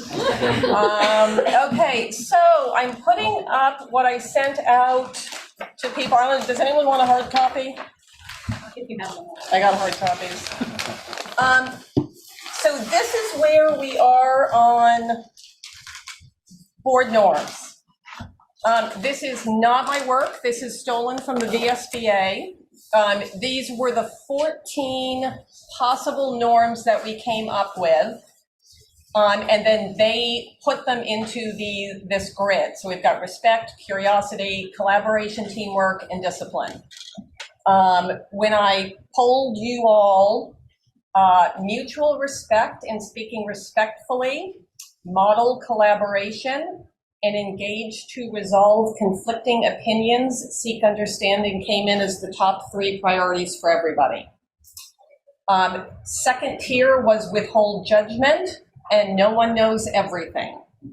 So I think we've got 3 options, and feel free to add more. 1, we can try right now to focus on the top 3 norms that are in green. 2, we could focus on the top 5 norms, the green and the orange. Or 3, we could just use the entire chart and keep everything in mind at every meeting we have. This is also something that doesn't necessarily have to be immediately determined, but I would highly recommend you all keep this printed out. I will email it again to everybody. It's a good start for us to move forward. So that's my thought. Michelle. Okay, so my thoughts about this, I really appreciated this chart. It was actually very helpful to organize it by kind of categories. Meeting norms and operating protocols have never existed in this SU and SD board that I've sat on this whole time. And I started asking about it because it's written right into our code of ethics, and I couldn't get an answer. And so when I became the seated chair of this board, I had no mentor, so I went up to the Vermont School Board Association and I said, like, what am I supposed to do? And help me, like, what are all these things? And so they started to describe these operating protocols and these meeting norms. And it took a minute to get past the idea that they're just words on paper, and to really value that what we're actually doing is thinking about creating and identifying our shared value system so that we are coming together with consciousness to set an example and think about, what's important to us. And I would hope that we'd want this model down in the classroom. So I would say that when I look at this, I go, would I be okay if a teacher wrote this up on the board? That's one of my thoughts. But when I found out about how this all worked, my first thought was, and as the chair, like, I have to facilitate this. I've never seen this. I've never done it. And they said, we do this with people all the time, especially when they're getting the ball rolling.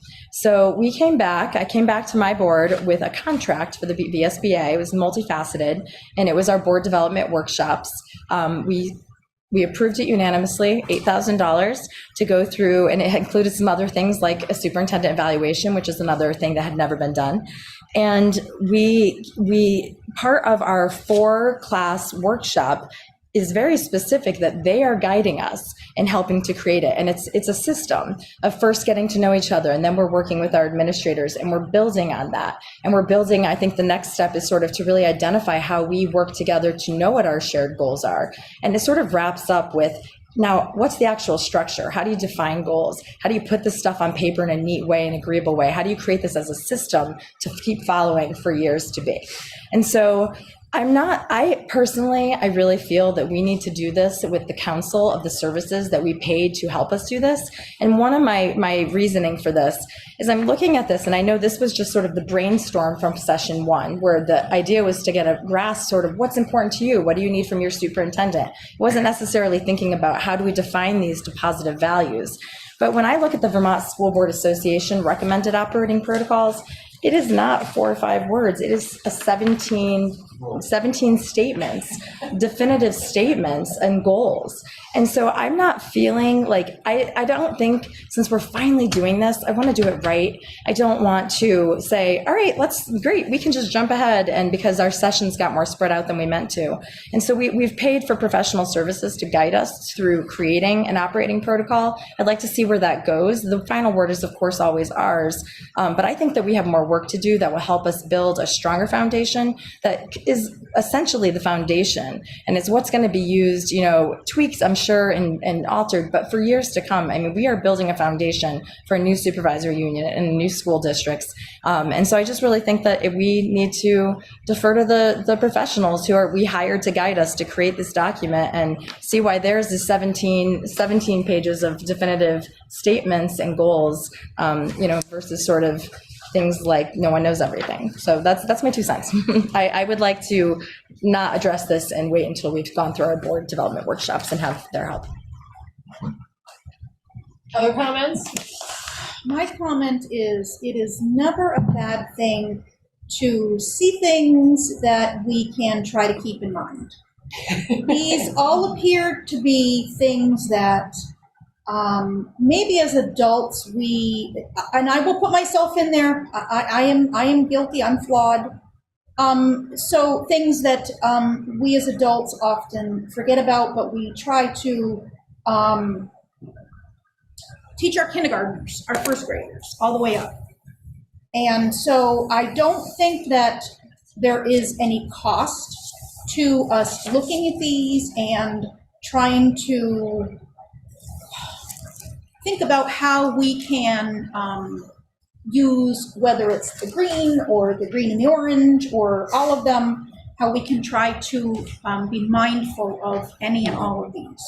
I understand that, so we have our last VSBA training that hopefully is going to get scheduled, and I think this is a good thing to, it's good to understand this sort of represents where we all are on these, what we think are the most important of all important things. Mm-hmm. And so I think that's a good foundation for going into the training.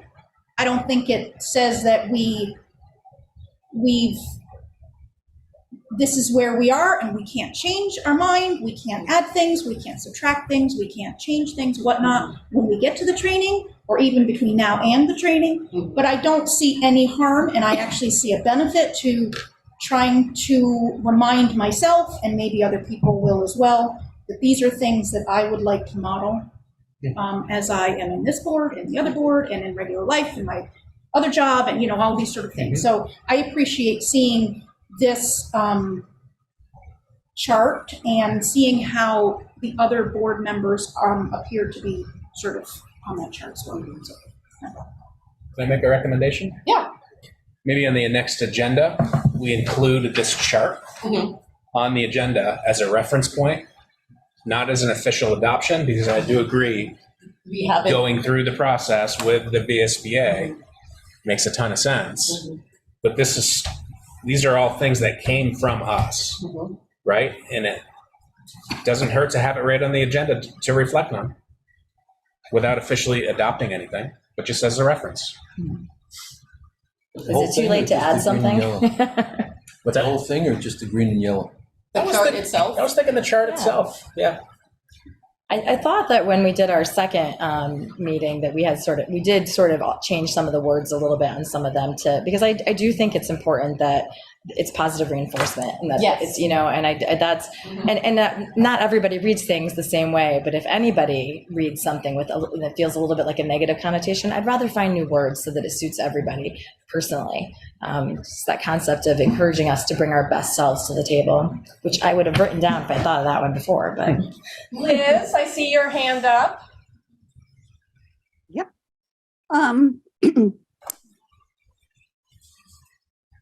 I think going with this for right now, not officially voting on it, but holding these norms in mind for right now is a good thing.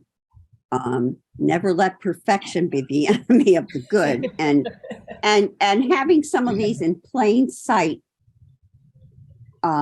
because we identified them out of that list of 17 things, we identified these. So that tells me that for right now, these are the most important things to keep in mind until we go through some process later down the road here. And just to have something in place in case something happens and we don't end up going down that road because who knows, it snowed, I don't know. Everybody gets COVID. I don't know, a million things can get wrong between now and then. And to just acknowledge these as what we're using as temporary guidance seems to me to be a wise course to follow. I like temporary guidance.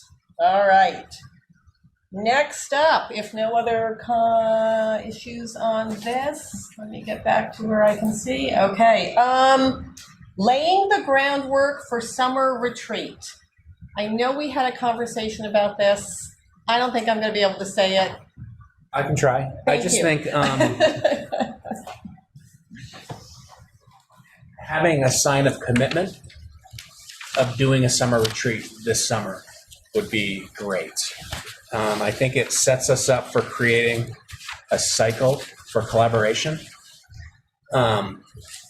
that we can then continue to maintain. But if we have a yearly summer retreat where we collectively get together, look at the action plan, get feedback from school board members, stakeholders, administrators, then we're setting ourselves up for a cycle of routine collaboration.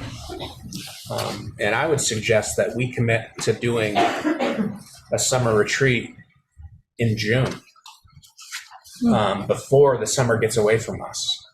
If we look on the agenda calendar, the last few meetings at the SD and at the SU, we'll be reporting out on the continuous improvement plan and what we've achieved, what we haven't, goals that we think we want to focus on. But it'll be tremendous information for the board to receive in a presentation that could set the foundation for a retreat a couple of weeks later before the information gets stale. And then we go through a collaborative process to finalize goals for next year's action plan and then start to collaborate on, this calendar, which really came from me and my team and was valued by the board members, which is terrific. But if we could do this collectively as part of a retreat, I think it'd be really powerful. And I think it would move our working relationship in a very good direction. Board thoughts? I completely agree with what Mark just said, and I think that it also, again, with these workshops, that's what it's supporting on and helping, because the board has never set definitive goals, and sort of chosen what are our 3 priorities, because we can't do everything in a year. And the idea of working together to think for the board to be able to define those, and then working together to create a calendar, and with a strong one that's already in existence, but obviously our goals are ever evolving. And I was a little bit shocked. I was like, June. And then I'm like, actually, June. Yeah, that works. That's probably really wise. And then we stretch out August and get to enjoy it anyway. Yeah. But it is true. It gets a little bit harder and people are spread out and there's a lot to the new school year. So I really think that's a good idea, Mark. I think it's important to keep in mind what the board is trying to, what their goal is. Not taking away from the retreat with the administration, but are we looking at doing, and all of us will not be on this board in the summer. So, and maybe that's something that the board in the next term will take up. But I think it's important. I think the intention on the SD board was to have a retreat or some sort of something. And this board may, or maybe even this board and the Vernon board may want to do something. So I guess I'm trying to just put out there that the thought that, are we thinking about 2 retreats? Is the board thinking of something that they would be doing on their own in addition to, okay, we do stuff with the administration, but is there something else that we're looking to do for the board's purposes? I know. My thought, and again, chances are I will not be here. Oh, there's a chance you might be here. Everyone heard that. Is that I think there are 2 retreats necessary. I think the first retreat is with the administrators so that boards and admins are in alignment on the goals and the calendar for the upcoming year. Unfortunately, our schedules are always off. Boards come in March. School years start July 1st. Or the administrative year begins July, it starts July 1st. The school year starts in August. It's never going to be in sync. And I know that can be painful for all of us, which is why I think it's important for boards to say, this board to say, we want to set the next board up, no matter what they look like, for a retreat in June with the administrators. So that when that board comes in, I get to hand somebody a document going, I'm the outgoing chair, here's what I think you ought to do. And then I make sure it's known. I think the second retreat is a board-only retreat. Maybe a board-only and Mark retreat, and that to me is the teamwork building of a board. Boards only function well if we all work together as a team. And I think the best functioning boards are those that actually have team building retreats, where it's just get to know each other, have conversations with each other, just talk off the record and get to know what makes Kelly tick. What annoys Kelly? Those kind of things, what kind of chocolate does Tim actually really like? That one I learned quickly. But those conversations, when you have them, then you kind of show up at a board meeting going, oh yeah, he's not so bad of a guy. And you can figure out how to work together. But I think the best retreats would be if the first one was, and this is my opinion, and it's got to be the will of the board, the first one would be, I like June with administrators, and then they can get a little bit of time off and then come back to work. I think boards need to have meetings in August. That's, to me, very important. I just didn't want to have, I think there is definitely value in the board having a retreat. Yeah. And I wanted to, make sure that stayed. And I'll be honest there, I think that's where it needs to be 3 separate retreats for boards. I know Vernon had a board retreat in August where it was literally just us sitting around with Mary and Mark. And I think the question we posed was, what are you guys facing? What are you worried about? We did have the what's going right, but we also said, what are your biggest concerns? So that we as a board could really hear, what are they heading into the school year with, so we can have that on our radar every time we sat down in our meeting to have a board meeting. That does make sense, since there are so many people that would be a large, I see the value in having a smaller one, so, yeah. Great clarity. So are we, when we are talking about the June with the administrators, are we talking about that with just being only with the SU board members or the supervisory union, all board members? I think it throughout? needs to be any and all board members. Yeah, who that's what wanna I. come. That to me should be, Vernon is welcome, SD is welcome. Absolutely. So maybe it actually is just SD and Vernon, because that encompasses everybody at that point. Right. Yeah. But I think that needs to be everybody. And then I personally believe every separate board should have a board retreat, maybe with Mark. That aligns with my thinking. An admin board retreat in June, while the school year is fresh. And we have an admin focused retreat in August, established as a cycle. So I think that's a nice. So you guys way to are look at having it. yours and boards are having theirs in August as well. And then we separate start boards. working together on regular board meetings in middle to end of August, right? Okay. Yep. The thing that concerns me is we form a new board in March. Mhm. So then we wait until August for team building after we've already formed bad habits. But we do have the VSBA workshops. We have one more coming up after February, don't we? Isn't it a 4-part? There's 4 parts Yeah. and So I wiggle think we room could- to elaborate even. Yeah. We could actually even work into that contract the way it was done, and it's not it's a certain hours, so it's basically essentially paid for.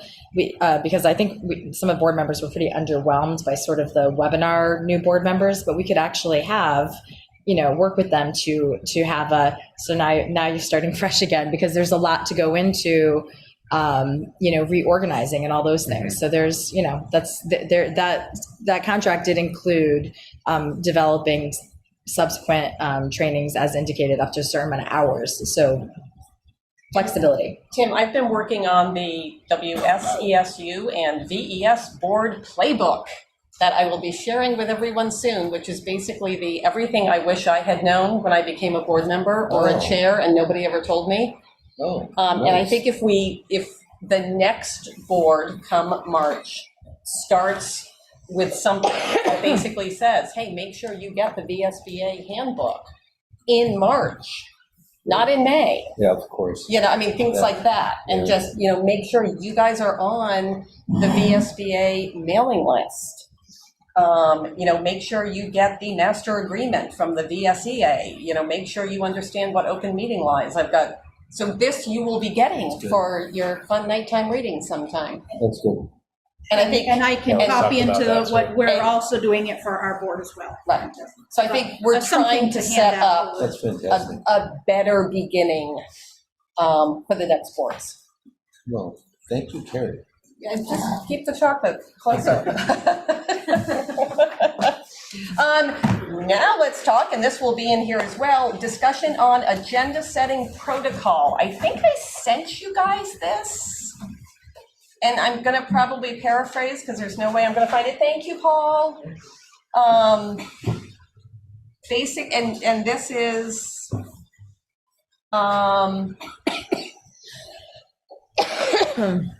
anyone know what I wrote to you all? I don't remember seeing anything about that topic. You just delete it? Thanks. Okay, hold on. I'll go into my email. This is the one I sent. This was my Happy New Year. Here's a very long email. Yep, you sent it, Carrie. Okay, hold on. Now I just have to find it. Let's see. It was New Year's. God, it was New Year's. It was right, Carrie, it was right around there. It was. Here we the go. begin- Happy New Year. Time for WSESU homework. Okay, so what I stated, and I just want to see if everybody agrees with it. My current protocol is to send the agenda to Mark and Barb 10 days prior to our current meeting, currently the second Wednesday of the month. I do my school board work for both Vernon and SU on the full week Sunday prior so that Barb, Mark, and Mary have a few days to comment and add items if needed, while still allowing for boards to have as close to a week's notice as possible.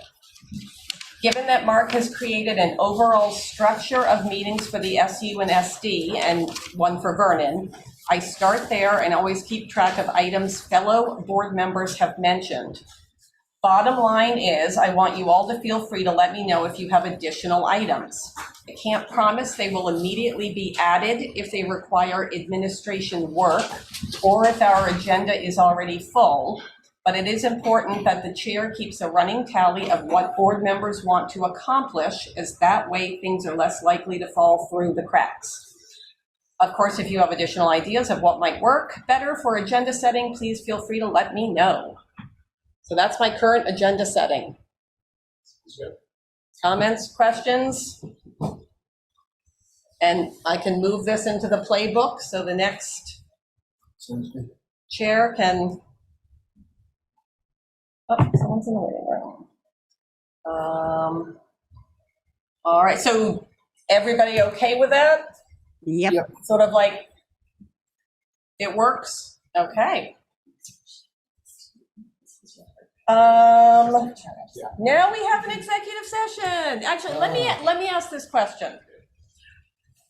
What we would be I'm going to do this backwards. We would be coming out of executive session with a motion to authorize the chair to sign the VSBA evaluation. So we already have done the evaluation of our superintendent. We have his goals, which we already approved. This is a document that basically says Carrie signs it, Mark signs it. The VSBA has done their job on his evaluation.